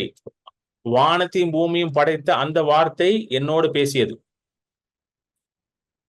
The same word that created the cosmos spoke to me. அண்ட சராசரத்தை உண்டாக்குன வார்த்தை என்னோட பேசுது. என்ன பேசுது? என்னிடத்துல வா, என்னிடத்துல வா. Come to me, come to me. I will give you my rest. என்னோட இளைப்பாறுதல் தரேன். நீ அலையாத. இன்னைக்கு உலகத்துல இருந்து எல்லாரும் அலைஞ்சிட்டு இருக்காங்க, இளைப்பாறுதலுக்காக அலைஞ்சிட்டு இருக்காங்க. People are seeking rest. ஏன் எல்லா இடமும் ரொம்ப கூட்டமா இருக்கு? இந்த எஸ்பெஷலி நிறைய அந்த ஷாப்பிங் காம்ப்ளெக்ஸஸ், மால் எல்லாம் பயங்கர கூட்டமா இருக்கும். தப்பா எடுத்துக்காதீங்க, I am not a very mall person at all. அந்த மாலுக்கு எல்லாம் ரொம்ப எனக்கு பிடிக்காது. மாலுக்கு நான் போகவே மாட்டேன். சென்னையில அவ்வளவு மால் இருக்கு, எந்த மாலுக்கும் போக மாட்டேன். எனக்கு பிடிக்காது. ஏன்னா அங்க உட்காந்து ஒரு சேர் கூட போட மாட்டாங்க, நடந்துகிட்டே இருக்க வேண்டியதா இருக்கு. நான்லாம் எப்படின்னா உன்னதங்களிலே வீட்டு இருக்கிற மனுஷன் நான்லாம். என்னைய கூட என் பிள்ளைங்கிட்ட கூட சொல்லுவேன், பிள்ளைங்க கூட சொல்லுவாங்க, அப்பா மாலுக்கு பார்ப்பாங்க, பாரு பாப்பா மால்லாம் வேணாம், பீச்சுக்கு வேணா போலாம் பாப்பா, மாலுக்குலாம் வேண்டாம் பாப்பா, நல்ல நேச்சர், கத்தர் உண்டாக்குன பீச்சு, கத்தர் உண்டாக்குன மலைகள், அந்த மாதிரி போலாம், வாட்டர் ஃபால்ஸ், இந்த குற்றாலம், இந்த மாதிரி போலாம் பாப்பா, இந்த மால்லாம் வேண்டாம் வேண்டாம் பாப்பா அப்படின்னு. ஆண்டவரே சொல்றாரு பாருங்களேன், இந்த வெக்கேஷன்ற கான்செப்டே ஆண்டவர் தான் கொண்டு வந்தாரு. ஆண்டவர் என்ன சொல்றாரு? தம்பி நல்லா வேலை பாக்குற, இப்ப கொஞ்ச நாள் வெக்கேஷன் எடுத்துட்டு என்ன பண்ணு, நான் உண்டாக்குன மலைகள், அருவிகள், அங்கெல்லாம் போயிட்டு என்ஜாய் பண்ணுன்றாரு. அதனாலதான் நம்ம இந்த ஊட்டி கொடைக்கானல் எல்லாம் போறோம். கரெக்டா இல்லையாங்க? அதுக்குதான் ஆண்டவர் கொடுத்த ஐடியா தான். நீங்க கண்டுபிடிச்சீங்களா ஊட்டி கொடைக்கானல்ல? இதெல்லாம் ஆண்டவர் தான் சொல்றாரு உங்ககிட்ட, சம்மர் ஆனா ஊட்டிக்கு போ, சம்மர் ஆனா கொடைக்கானலுக்கு போ, அப்புறம் கொஞ்சம் காசு நிறைய வந்தோடனே சுவிட்சர்லாந்து போனுவாரு. அப்புறம் என்னங்க சுவிட்சர்லாந்துல நல்லா இருக்குங்க, போய் பார்க்கணும். எனக்குலாம் ரொம்ப ஆசை போகணும்ட்டு. ஒரு நாள் போயிருவோம் கண்டிப்பா. அங்க போய் ஸ்கீயிங் பண்ணணும். நீங்களும் விசுவாசிங்க, அதெல்லாம் விசுவாசாதான் நடக்கும். விசுவாசிக்கிறவனால எல்லாம் கூடும். ஹalleluya. எவ்வளவு நாள் தான் ஊட்டிக்கே போறது? கொஞ்சம் சுவிட்சர்லாந்துலாம் போகணுமே நம்மளும். என்ன என்ன சிஸ்டர்? ஒரு மெசேஜ் வந்திருக்கு, கல்யாணம் பண்ணா 1 year லீவ் கொடுப்பாரு ஓல்ட் டெஸ்ட்மென்ட். ஆமா ஆமா கரெக்ட். ஆமா, அது ஓல்ட் டெஸ்ட்மென்ட்ல தம்பி, நியூ டெஸ்ட்மென்ட்ல கிடையாது. ஆமென். சோ ஆண்டவர் சொல்றாரு, இதெல்லாம் போய் என்ஜாய் பண்ணுன்றாரு. என்னுடைய பினிஷ்டு ஒர்க்கை போய் என்ஜாய் பண்ணு. போ, ஒரு வெக்கேஷன் எடுத்துட்டு போ, போய் என்ஜாய் பண்ணு. நான் உண்டாக்குன மலைகள் எல்லாத்தையும் போய் என்ஜாய் பண்ணு. போய் பாரு, அந்த நீர்வீழ்ச்சிகள் எல்லாம் போய் பாரு, என்ஜாய் பண்ணு. கோ அண்ட் என்ஜாய் மை கிரியேஷன்றார். நான் உண்டாக்குன பழங்கள், நான் உண்டாக்குன எல்லாத்தையும் எடுத்து நல்லா சாப்பிடு. Eat whatever I have created, enjoy that அப்படின்றார். Enter my rest.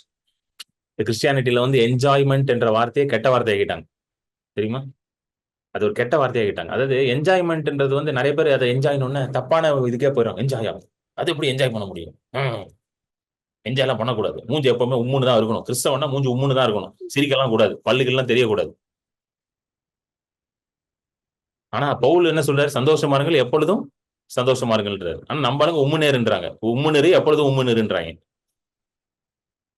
என்ஜாய் அப்படின்றது வந்து கெட்ட வார்த்தை கிடையாது. என்ஜாய்ன்றது கர்த்தர் நமக்காக உண்டு பண்ணினா நல்ல காரியங்களை அனுபவின்னு அர்த்தம். ஹல்லேலூயா. ஏன் வந்து பழைய ஏற்பாட்டு ஃபுல்லா ஆண்டவர் வந்து கொளுத்த கன்றை அடித்து சாப்பிடுன்றாரு? பழைய ஏற்பாடு ஃபுல்லா வருதுங்க. புதிய ஏற்பாட்டுல லூக்கா 15 வந்துருச்சு. இளையகுமாரன் வந்த உடனே அப்பா சொல்றாரு, கொளுத்த கன்றை அடின்றாரு. என்ஜாய் பண்ணு மேன். அந்த கன்று என்ன, இந்த கன்று கொளுத்த கன்று எல்லாம் பாக்குறதுக்கு வச்சிருக்காரு. நல்லா அடிச்சு நல்லா பீஃப் பர்கர் பண்ணி எல்லாம் சாப்பிடுங்கன்றாரு. நல்லா பார்பிக்யூ பண்ணி என்ன பண்ணுங்க, சாப்பிடுங்கன்றாரு. ஆண்டவர் வந்து இது எல்லாத்தையும் உண்டாக்குனதே யாருக்காக உண்டாக்குனாரு? இந்த மரம், செடி, கொடிகள், மலைகள், ஆடு, மாடு, கோழி, பன்னி, என்னென்ன மிருகம் இருக்கோ சைனாக்காரன் கண்டுபிடிச்சிட்டான். இதை எல்லாத்தையும் சாப்பிட ஆரம்பிச்சிட்டான். சைனாக்காரன் ஒரு லெவலுக்கு எக்ஸ்ட்ரீம் போயிட்டான். சைனாக்காரன் அவன் பைபிள் படிச்சிருப்பான்னு நினைக்கிறேன். சைனாக்காரன் அவன் சொல்றான், ஓ என்ஜாய் பண்ணுவான்னு சொல்லி ஆடு, மாடு, பன்னி, தவளை, பாம்பு எல்லாத்தையும் என்ஜாய் பண்றான். அவன் அவன் அவன் வேற லெவலுக்கு போயிட்டான். சோ ரெஸ்டிங் இன் காட், ஆண்டவருடைய இளைப்பாறுதல் இருப்பதுன்னா என்னது? ஆண்டவர் முடித்த காரியங்களை நாம் அனுபவிக்கிறது. நியூ டெஸ்ட்மெண்ட்ல சாபத் டேல வந்து பாத்தீங்கன்னா, எஸ்பெஷலி ஜீசஸோட மினிஸ்ட்ரியில வந்து எப்பெல்லாம் ஓய்வு நாள் இருக்கோ அப்பெல்லாம் இயேசு பாத்தீங்கன்னா ஒரு அற்புதம் பண்ணிடுவார். இயேசு வந்து ஸ்பெஷலிஸ்ட் இதுல. ஏன்னா பழைய ஏற்பாட்டுல மோசேயின் காலத்துல என்ன ஆயிடுச்சுன்னா, அந்த ஓய்வு நாளை வந்து ஒரு சட்டமாக்கிட்டாங்க. சட்டமாக்கி எந்த அளவுக்கு கொண்டு போயிட்டாங்கன்னா, எந்த வேலையும் செய்யக்கூடாதுப்பா. அதாவது ஒரு ஒரு பொருள், இந்த பெண் இருக்கு பாத்தீங்கன்னா, இந்த பெண்ணை கூட நான் இப்படி தூக்கி இப்படி வைக்க கூடாது. அப்புறம் டேபிள் சேரை இழுக்க கூடாது. ஏன்னா டேபிள் சேரை இழுத்தா என்ன அர்த்தமா? கீழே கோடு விழும் பாத்தீங்களா? அப்படின்னா உழுறதுன்னு அர்த்தமா, நிலத்தை உழுறதுன்னு அர்த்தமா. அந்த மாதிரி ரொம்ப கான்சியஸா இருப்பானுங்க. எதுவுமே பண்ணக்கூடாது. இது ஒரு விஷயத்தை இங்க தூக்கி வைக்க கூடாது. அது ஒரு வேலை. எந்த வேலையும் செய்ய மாட்டானுங்க. அந்த மாதிரி இருந்தானுங்க அந்த பரிசேயர்லாம். மோசேயோடைய நியாயப்பிரமாணத்தை வந்து எக்ஸ்ட்ரீமுக்கு கொண்டு போயிட்டானுங்க. ஆண்டவர் வந்து ஓய்வு நாள் எதுக்கு கொடுத்தாரு? அதை வந்து நீ வந்து ஆண்டவரோட பிரசனத்துல உட்காந்து ஆண்டவர் செய்து முடித்த காரியங்கள் எல்லாம் வந்து அதை நினைத்து அதுக்கு நன்றி சொல்லி ஆண்டவருக்கு ஆராதனை செய்யணும். You have to enjoy the finished work of Jesus by worshipping him and exalting him. ஆண்டவர் செய்ததெல்லாம் அதுக்காக கொடுத்தாரு. இவனுக்கு அதை எக்ஸ்ட்ரீம் கொண்டு போயிட்டாங்க. ஆனா இயேசு என்ன பண்ணா, எப்ப எக்ஸ்ட்ரீமா நான் உண்டு பண்ணதை எக்ஸ்ட்ரீமா கொண்டு போறேன், நான் என்ன பண்றேன் பாருன்னு சொல்லிட்டு எப்ப பார்த்தாலும் இயேசு கிறிஸ்து யாரையாவது சுகமாக்கணும்னா கரெக்டா ஓய்வு நாளை தேடி போய் தான் சுகமாக்குவார். அவங்களுக்கே கடுப்பாயிருச்சு. 6 நாள் இருக்குதுல, நீங்க ஓய்வு நாள்ல பண்றீங்கன்னு கேள்வி கேட்பானுங்க வந்து. அவர் சொல்றாரு, இதுக்காகவே நான் ஓய்வு நாள்ல பண்ணுவேன் அப்படின்னு. அது மட்டும் இல்லாம ஓய்வு நாள்ல பண்றதுல ஒரு ஸ்பிரிச்சுவல் மீனிங்கும் இருக்குது. ஆமேன். அதுல வந்து இட்ஸ் நாட் ஜஸ்ட் சும்மா அவங்களை வெறுப்பேற்றுறதுக்காக மட்டும் பண்ணல. நிறைய பேர் நினைச்சா சும்மா வெறுப்பேற்றிட்டு இருக்காரு போல ஜீசஸ். அதுல வந்து ஒரு பயங்கரமான ஒரு என்ன இருக்குது, ஒரு ஸ்பிரிச்சுவல் மீனிங் இருக்கு. ஒரே ஒரு பகுதியை பார்ப்போம் வாங்க. லூக்கா 13:10. ஒரு ஓய்வு நாளில் அவர் ஜெப ஆலயத்தில் போதகம் பண்ணி கொண்டிருந்தார். அப்பொழுது 18 வருஷமாய் பலவீனப்படுத்தும் ஆவியை கொண்ட ஒரு ஸ்திரீ அங்கே இருந்தாள். அவள் எவ்வளவும் நிமிரக்கூடாத கூனியாய் இருந்தாள். இயேசு அவளை கண்டு தம்மிடத்தில் அழைத்து, ஸ்திரீயே, உன் பலவீனத்தினின்று விடுதலையாக்கப்பட்டாய் என்று சொல்லி அவள் மேல் தமது கைகளை வைத்தார். உடனே அவள் நிமிர்ந்து தேவனை மகிமைப்படுத்தினாள். போதும் சிஸ்டர். இது வந்து பாத்தீங்கன்னா ஓய்வு நாள்ல நடக்குது. ஆனாலும் இந்த ஸ்திரீக்கு வந்து 18 வருஷமாக ஒரு பலவீனப்படுத்துகிற ஒரு ஆவி அவ மேல இருந்துச்சு. நிமிரக்கூடாத மாதிரி அந்த அம்மாவை போட்டு அழுத்திக்கிட்டு இருந்துச்சு. she was oppressed by a spirit of infirmity. பலவீனப்படுத்துற ஆவி வந்து அந்த அம்மாவை அழுத்தி கொண்டுருச்சு. நிமிரவே முடியாது. கூனினா இப்படிதான் இருப்பாங்க. இப்படி குனிஞ்சு பார்த்திருக்கீங்களா கொஞ்ச நேரம்? நிறைய பேர் வந்து குனிஞ்சு தரைய பார்த்ததே இல்லை. ஆனா அந்த அம்மா குனிஞ்சுக்கிட்டே தான் இருந்துச்சு, இப்படியே தான் இருந்துச்சு. அந்த அம்மா வந்து she was oppressed. அப்போஸ்தலர் 10:38 பவுல் சொல்றாரு, பேதுரு சொல்றாரு கொர்நேலியு வீட்டுல, இயேசு கிறிஸ்துவை ஆண்டவர் பரிசுத்த ஆவியினாலும் பலத்தினாலும் அபிஷேகம் பண்ணி பிசாசின் பிடியில் அகப்பட்ட யாவரையும் சுகமாக்குவதற்காக அனுப்பினார். To heal everyone oppressed by the enemy. So this lady was being oppressed constantly for 18 years. 18 வருஷமாக இந்த அப்ரஷன்ல இருக்குது இந்த அம்மா. அதை பார்த்த உடனே இயேசு கிறிஸ்து வந்து, இப்ப இயேசு எதுக்குங்க வந்தாரு? இளைப்பாறுதலை கொண்டு வர வந்தார். இயேசு வந்து இளைப்பாறுதலை கொடுக்க வந்திருக்காரு. ஹல்லேலூயா. மத்தேயு 11 படிச்சோம்ல, he came to give true rest, the ideal rest. அந்த இளைப்பாறுதலை கொண்டு வரார். எப்படி கொண்டு வந்தாரு? பிசாசின் கிரியைகள் எல்லாம் முறியடிச்சு சகலத்தையும் என்ன பண்றாரு, புதிதாக்கி திரும்பவும் எல்லாத்தையும் மறுபடியும் என்ன பண்றாரு, சீரமைக்கிறாரு, ரெஸ்டோர் பண்றாரு. ரெஸ்டோர் பண்ணி எல்லாத்தையும் வந்து முடிச்சு பினிஷ் பண்றாரு. எதெல்லாம் வந்து பிசாசு அலங்கோலமா போனானோ அது எல்லாத்தையும் கம்ப்ளீட் ஆகி பிசாசு எல்லாத்தையும் கிளீனா பினிஷ் பண்ணி ரெஸ்டோர் பண்றாரு. சோ இந்த அம்மா வந்து ஒரு எப்படி இருக்குது, ஒரு அப்ரஸ்ட் ஸ்டேட்ல இருக்குது. ஸோ இப்போ ஆண்டவர் வந்து அந்த அம்மாவை சுகமாக்கி எதுக்குள்ள கொண்டு வராருங்க, பினிஷ்டு ஒர்க்குள்ள கொண்டு வராரு. புரியுதுங்களா? ஜீசஸே அதுக்கு தான் வராரு, to reveal the finished work of God. ஹல்லேலூயா. இயேசு கிறிஸ்துவே பிதாவின் அந்த காரியம், முடிந்த காரியங்கள், பரிபூர்ணமா இருக்கிற காரியத்தை வெளிப்படுத்த தான் வராரு, to reveal God's abundant finished work. So அந்த இதுக்குள்ள கொண்டு வரணும். அதனாலதான் அந்த அம்மா பார்த்த உடனே என்ன பண்றாரு, ஸ்திரீயே உன் பலவீனத்திலிருந்து நீ சுகமா இருக்கிற, you been loosed from your infirmity. அந்த வசனத்தை போடு விஜய், 12வது வசனம்.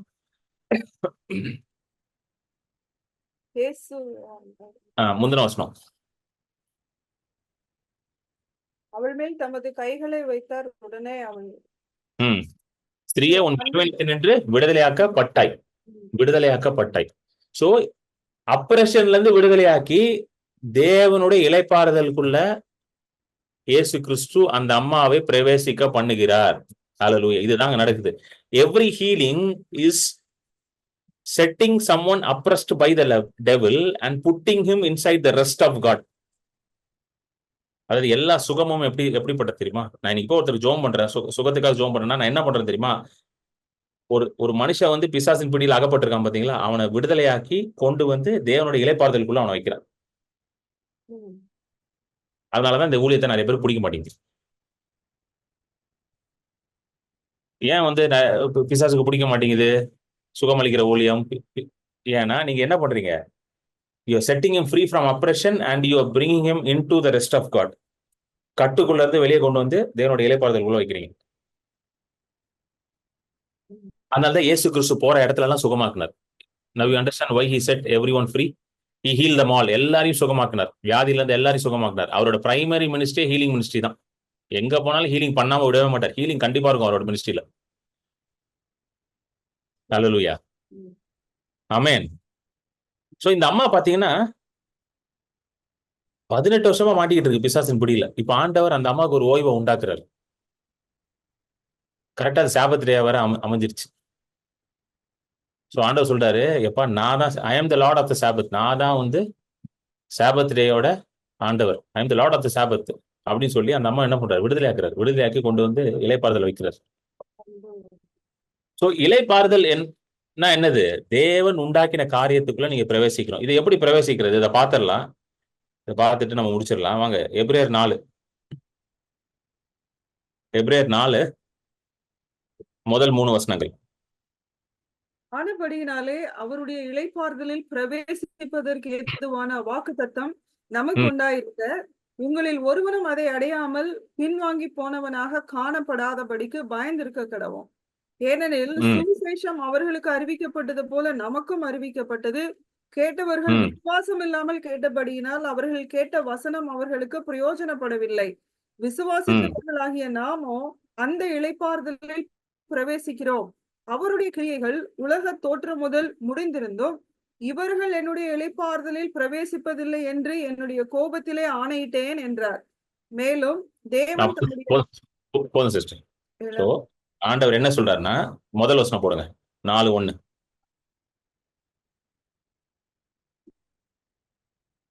தேவனுடைய இளைப்பாறுதல் ஒண்ணு இருக்குது, சரிங்களா? வசனம் டிஸ்பிளே ஆகிட்டே இருக்கட்டும் கீழே. அப்படியெனில் அவருடைய இளைப்பாறுதலில் பிரவேசிப்பதற்கான வாக்கு தத்தம் நமக்கு உண்டாயிருக்கு. There is a promise of entering into the rest of God. சொல்லுங்க, there is a promise for you to enter the rest of God. அது இருக்குது, நிச்சயமா இருக்குது.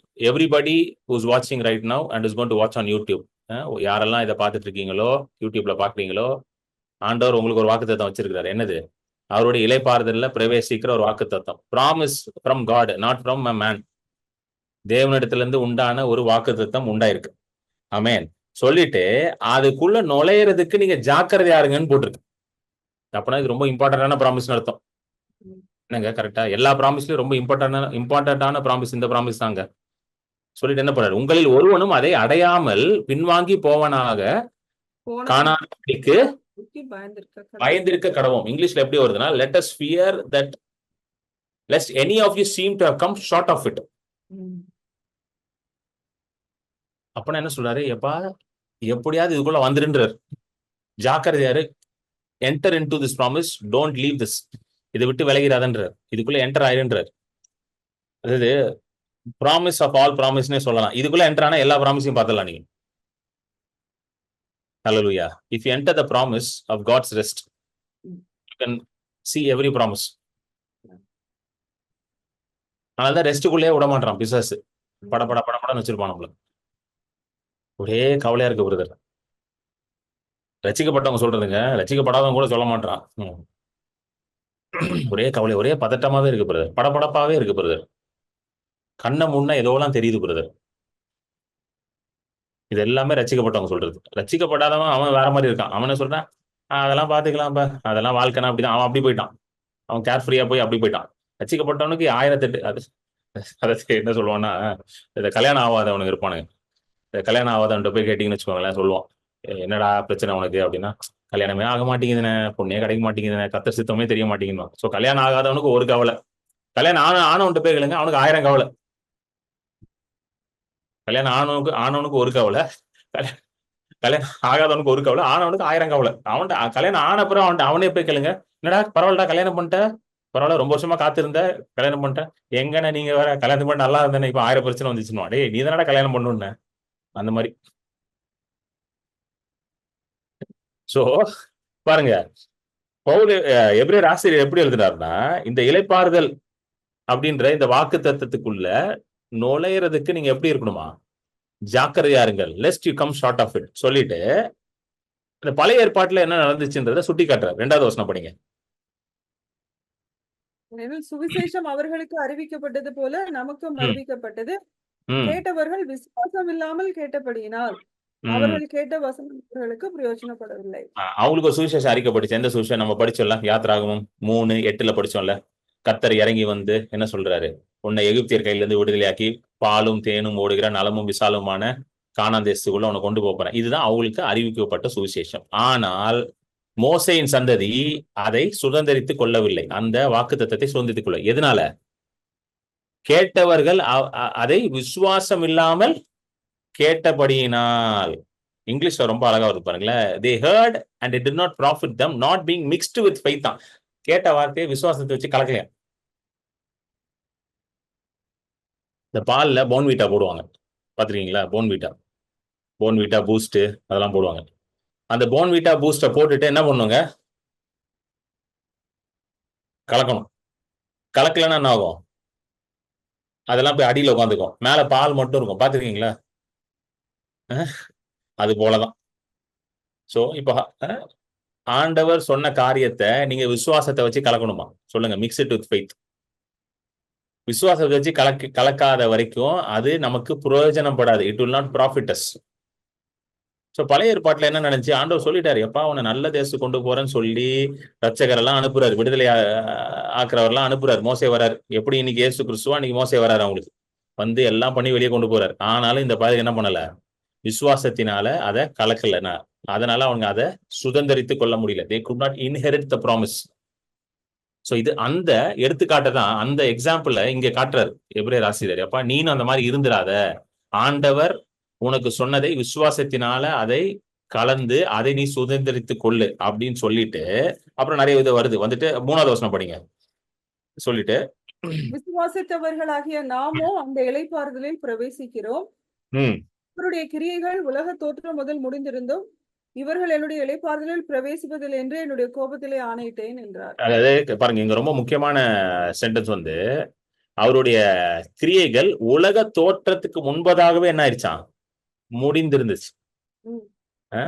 although the works were finished from the foundation of the world. அப்பனா உங்களுடைய வாழ்க்கைக்கான எல்லாமே எப்ப கிரியேட் ஆயிருக்குங்க? இப்போ உங்களுக்கு சில தேவைகள்லாம் இருக்குல்ல, எனக்கு இதெல்லாம் பண்ணணும், அதெல்லாம் பண்ணணும், ஒரு வீடு கட்டணும், அதை பண்ணணும், இது பண்ணணும், இது எல்லாத்துக்கான கிரியைகள் எப்ப முடிஞ்சிருச்சான்? உலக தோட்டம். உங்க வீடு கட்டுறதுக்கான பிளான ஆண்டவர் உலக தோட்டத்துக்கு முன்னாடியே கட்டி வச்சுட்டாரு. உங்க பிள்ளைங்களுக்கான ஃபியூச்சரை உலக தோற்றத்துக்கு முன்பதாகவே எழுதி வச்சுட்டாரு. ஹல்லேலூயா. உங்களுடைய கரியருக்கான பிளான உலக தோட்டத்துக்கு முன்பதாகவே வச்சுட்டாரு. எல்லாத்தையும் ஏற்கனவே செட் பண்ணி வச்சுட்டாரு. ஆனா அது அவங்களுக்கு புரியாது. ஆனா அவங்களுக்கு அது புரியல. Before the foundation of the earth, உலகம் தோன்றதுக்கு முன்னாடி இந்த பிளான்லாம் வச்சுட்டாரு அவர். ஆனா அது அவங்களுக்கு புரியாதனாலதான் ஆண்டவர் கோவத்துல சொல்லிட்டாரு, என்னோட இளைப்பாறுதலுக்குள்ள நீ என்ன பண்ண மாட்ட, பிரவேசிக்க மாட்ட அப்படின்னு சொல்லிட்டு. அடுத்தது அந்த 4வது வசனம் தான் படிங்க. மேலும் தேவன் தம்முடைய கிரியைகளை எல்லாம் முடித்து 7ஆம் நாளிலே ஓய்ந்திருந்தார் என்று 7ஆம் நாளை குறித்து ஓரிடத்தில் சொல்லி இருக்கிறார். படிங்க. அன்றியும் அவர்கள் என்னுடைய இளைப்பாறுதலில் பிரவேசிப்பதில்லை என்றும் அந்த இடத்திலே தானே சொல்லியிருக்கிறார். ஆகையால் சிலர் அதில் பிரவேசிப்பது இன்னும் வரப்போகிற காரியமா இருக்கிறபடினாலும், சுவிசேஷத்தை முதலாவது கேட்டவர்கள் கீழ்ப்படியாமையினாலே அதில் பிரவேசியாமல் போனபடியினாலும், இன்று அவருடைய சத்தத்தை கேட்பீர்களாகில் உங்கள் இருதயங்களை கடினப்படுத்தாதிருங்கள் என்று வெகு காலத்திற்கு பின்பு தாவீதின் சங்கீதத்திலே சொல்லியிருக்கிறபடி இன்று என்று சொல்வதினாலே பின்னும் ஒரு நாளை குறித்திருக்கிறார். யோசுவா அவர்களை இளைப்பாறுதலுக்குட்படுத்தி இருந்தால் பின்பு அவர் வேறொரு நாளை குறித்து சொல்லி இருக்க மாட்டாரே. தேவனுடைய ஜனங்களுக்கு இளைப்பாறுகிற காலம் இனி வருகிறதா இருக்கிறது. ஏனெனில் அவருடைய இளைப்பாறுதலில் பிரவேசித்தவன் தேவன் தம்முடைய கிரியைகளை முடித்து ஓய்ந்தது போல தானும் தன் கிரியைகளை முடித்து ஓய்ந்திருப்பான். அந்த திருஷ்டாந்தத்தின்படி ஒருவனாகிலும் கீழ்ப்படியாமையினாலே விழுந்து போகாதபடிக்கு நாம் இந்த இளைப்பாறுதலில் பிரவேசிக்க ஜாக்கிரதையா இருக்க கடவோம். நாம் இந்த இளைப்பாறுதலில் பிரவேசிக்க ஜாக்கிரதையா இருப்போம். இதுதான் இதோட சாராம்சம். சரிங்களா? அப்படியே சொல்லிட்டே வராது. ஆண்டவர் எப்படி 7வது நாளை ஓய்வு நாளா வச்சிருந்தாரு, அதுல நம்மளை பிரவேசிக்க பண்ணினாரு. அப்புறம் தாவீது சொல்றாரு, இல்ல இன்னொரு ஒரு நாள் இருக்கு, அப்போ ஒரு இளைப்பாறுதல் வரும். ஏன்னா யோசுவா அந்த இளைப்பாறுதலை கொடுக்கல. ஏன்னா ஜாஷ்வாவோ தாவீதோ அந்த இளைப்பாறுதலை கொடுக்க முடியாது. இயேசு கிறிஸ்து தான் மெய்யான இளைப்பாறுதலை நமக்கு அருள முடியும். ஹல்லேலூயா. அந்த இளைப்பாறுதல் நமக்காக இப்ப இருக்குது. இதுல நம்ம பிரவேசிக்க நம்ம எப்படி இருக்கணுமா? ஜாக்கிரதையாக இருக்கணும். Be diligent that you will enter the rest of God. இன்னொரு டிரான்ஸ்லேஷன், ஐ திங்க் KJV நினைக்கிறேன். KJV-ல போடு விஜய். கிங் ஜேம்ஸ்ல போடு the 11th verse. லேபர்னு வரும். இது ரொம்ப அழகான labour in therefore to enter into the rest. அதாவது இன்னைக்கு நமக்கு இருக்கிற ஒரே லேபர் என்ன தெரியுமா? ஒரே ஒர்க் என்ன தெரியுமா? ரெஸ்டுக்குள்ள போறதுதான். இந்த ஒர்க் அவுட் மற்ற ஒர்க்லாம் நம்ம ட்ரை பண்றோம். அதனாலதான் ரெஸ்டுக்குள்ள போகவே மாட்டேங்கிறோம். Let us labor therefore to enter into the rest. ஆகையால் அந்த திஷ்டார்த்தத்தின்படி ஒருவனாகிலும் கீழ்ப்படியாமையினாலே விழுந்து போகாதபடிக்கு நாம் இந்த இளைப்பாறுதலிலே பிரவேசிக்க ஜாக்கிரதையா இருங்கள் தமிழ்ல இருக்குது. இங்கிலீஷ்ல ரொம்ப அழகா இருக்கு லேபர் அப்படின்றது. இன்னைக்கு நம்ம ஒவ்வொருத்தரும் ஒரு வேலை செய்யணும். என்ன வேலைன்னா, இந்த ரெஸ்டுக்குள்ள போறதுக்கு நம்ம ஒரு வேலை செய்யணும். அது என்ன வேலை? அது என்ன வேலைன்றது அடுத்த வசனத்துல அழகா வந்துருச்சு. 12வது வசனம் போடுங்க. தேவனுடைய வார்த்தையானது ஜீவனும் வல்லமையும் உள்ளதாயும் இருபுறமும் கருக்குள்ள எந்த பட்டயத்திலும் கருக்கானதாயும் ஆத்துமாவையும் ஆவியையும் கணுக்களையும் ஊனையும் பிரிக்கத்தக்கதாக உருவ குத்துகிறதாயும் இருதயத்தின் நினைவுகளையும் யோசனைகளையும் வகையறுக்கிறதாயும் இருக்கிறது. ஆமென். சோ 11வது வசனத்துல இந்த இளைப்பாறுதலுக்குள்ள போறதுக்கு ஜாக்கிரதையா இருங்க. Labour to enter into the ரெஸ்ட்னு போட்டுட்டு எப்படி என்டர் ஆகணும்ன்றது 12வது வசனத்துல போட்டு எப்படி சொல்றாரு பாருங்க. ஃபார், இங்கிலீஷ்ல ரொம்ப அழகா இருக்கு. ஃபார் அப்படின்னு, ஃபார் அப்படின்னா அதுக்கு முந்தின இதோட கனெக்டட். அது for the word of God. So தேவனுடைய இளைப்பாறுதல்ல போறதுக்கான ஒரே வழி என்னதுங்க? Word of God. என்ன பிரதர் சுத்தி சுத்தி அங்கேயே வரீங்களா பிரதர்? ஏதாவது புதுசா சொல்வீங்கன்னு பார்த்தா அதே சொல்றீங்களா பிரதர் அப்படின்றீங்களா? தேவனுடைய இளைப்பாறுதலுக்குள்ள போறதுக்கு ஒரே வழி என்னது? தேவனுடைய வசனம். ஆமென்.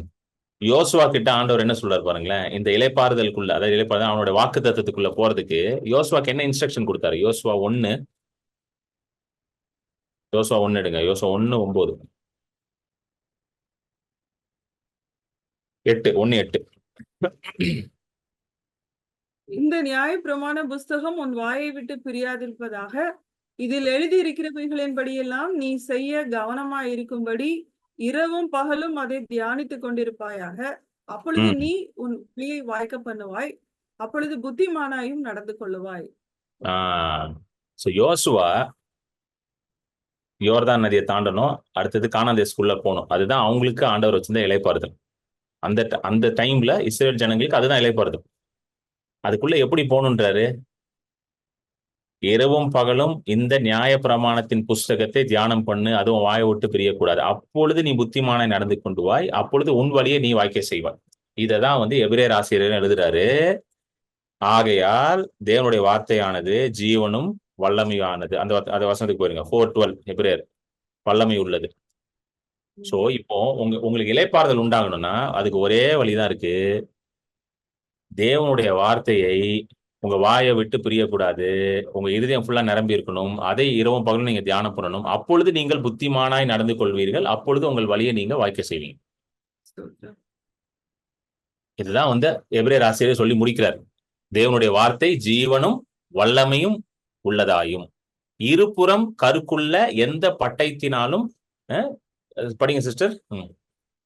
இருபுறமும் கருக்குள்ள எந்த பட்டயத்திலும் கருக்கானதாயும் ஆத்மாவையும் ஆவியையும் கணுக்களையும் ஊனையும் பிரிக்கத்தக்கதாக உருவ குத்துகிறதாயும் இருதயத்தின் நினைவுகளையும் யோசனைகளையும் வகையறுக்கிறதாயும் இருக்கிறது. பாருங்க, இந்த இருதயத்தின் நினைவுகளையும் யோசனையும் வகையறுக்கிறது. நிறைய அழகான தமிழ் வார்த்தைகள் இருக்கு, ஆனா டீப் தமிழ் வார்த்தை. Exposing and analysing and judging every thought and purpose. அப்பனா நம்ம எல்லாருக்கும் தாட்ஸ் நிறைய இருக்குல்ல, இருதயத்துல நிறைய எண்ணங்கள் இருக்கு.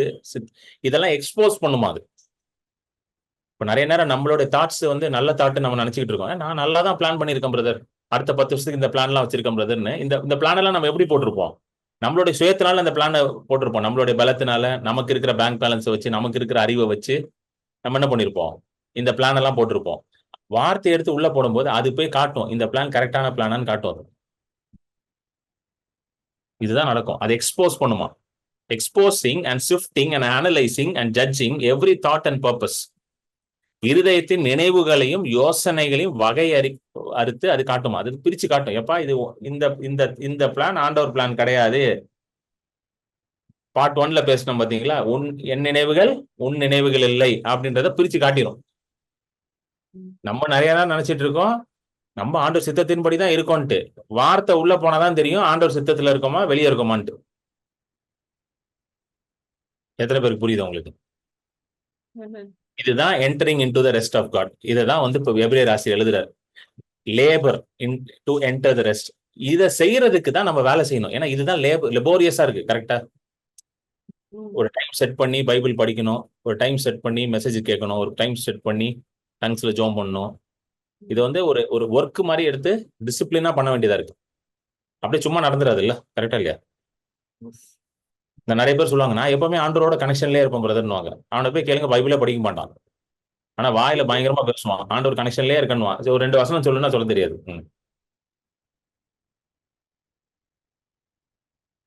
கனெக்ஷன்ல இருக்கீங்களா இல்லையான்றது உங்ககிட்ட ஒரு 10 நிமிஷம் பேசினா நான் கண்டுபிடிச்சிடும் நீங்க எந்த கனெக்ஷன்ல இருக்கீங்கன்ட்டு. புரியுதுங்களா உங்களுக்கு சொல்றது? கனெக்ஷன்ல தான் இருக்கும், அது மாறல. கண்டிப்பா ஆவியில அவரோட ஆவியும் உங்களோட ஆவியும் ஒரே இதை இசைந்துதான் இருக்கீங்க. 1 Corinthians 6:17 போட்டிருக்கீங்க, ஒரே ஆவியா இசைந்துதான் இருக்கீங்க. ஆனா இசைந்து இருக்கிறத உங்களுக்கு புரிஞ்சிருக்கா? உங்களுக்கு have you got the revelation and understanding that you are one with the Lord? அதனாலதான் எபிரேயர் 4:11 அழகா சொல்றாரு, தேவனுடைய வார்த்தையானது ஜீவனும் வல்லமையும் உள்ளது. ஹல்லேலூயா. It is living and powerful. எதற்காக? உங்களுடைய தாட்ஸ், உங்களோட பிளான்ஸ் எல்லாத்தையும் அது உள்ள போய் எக்ஸ்போஸ் பண்ணி எது சரியான ஆண்டவருடைய திட்டமோ அதுல உங்களை அலைன் பண்ணி கொண்டு போகும். நிறைய பேர் என்கிட்ட கேட்பாங்க, தேவனுடைய சித்தத்தை எப்படி அறிந்து கொள்வது? வெரி சிம்பிள், வேதத்தை எடுத்து படிங்க. இல்ல பிரதர், நீங்க கொஞ்சம் ஜோம் பண்ணி சொன்னீங்கன்னா நல்லா இருக்கும் பிரதர். வேதத்தை எடுத்து படிச்சீங்கன்னா தேவனுடைய திட்டத்தை நீங்களே புரிஞ்சுப்பீங்க. ஆனா அதை நிறைய பேருக்கு செய்யறதுக்கு கஷ்டமா இருக்கு. ஏன்னா அது ஒரு லெபோரியஸா இருக்குல்ல. லெபோரியஸ்னா அதுக்கு டைம் எடுக்குது இல்ல, எடுத்து ஒழுங்கா படிக்க வேண்டியதா இருக்குல்ல, உட்காந்து படிச்சு அதுக்கு சில மீட்டிங்லாம் அட்டன் பண்ணி மெசேஜ் எல்லாம் கேட்டு டைம் ஸ்பெண்ட் பண்ண வேண்டியதா இருக்குல்ல. என்னங்க கரெக்ட் தானங்க? அதனால சொன்னேன், இல்ல எனக்கு டைம் இல்லை, நான் ரொம்ப பிஸி பிரதர், கர்த்தரோட நான் ரொம்ப பிஸி பிரதர்.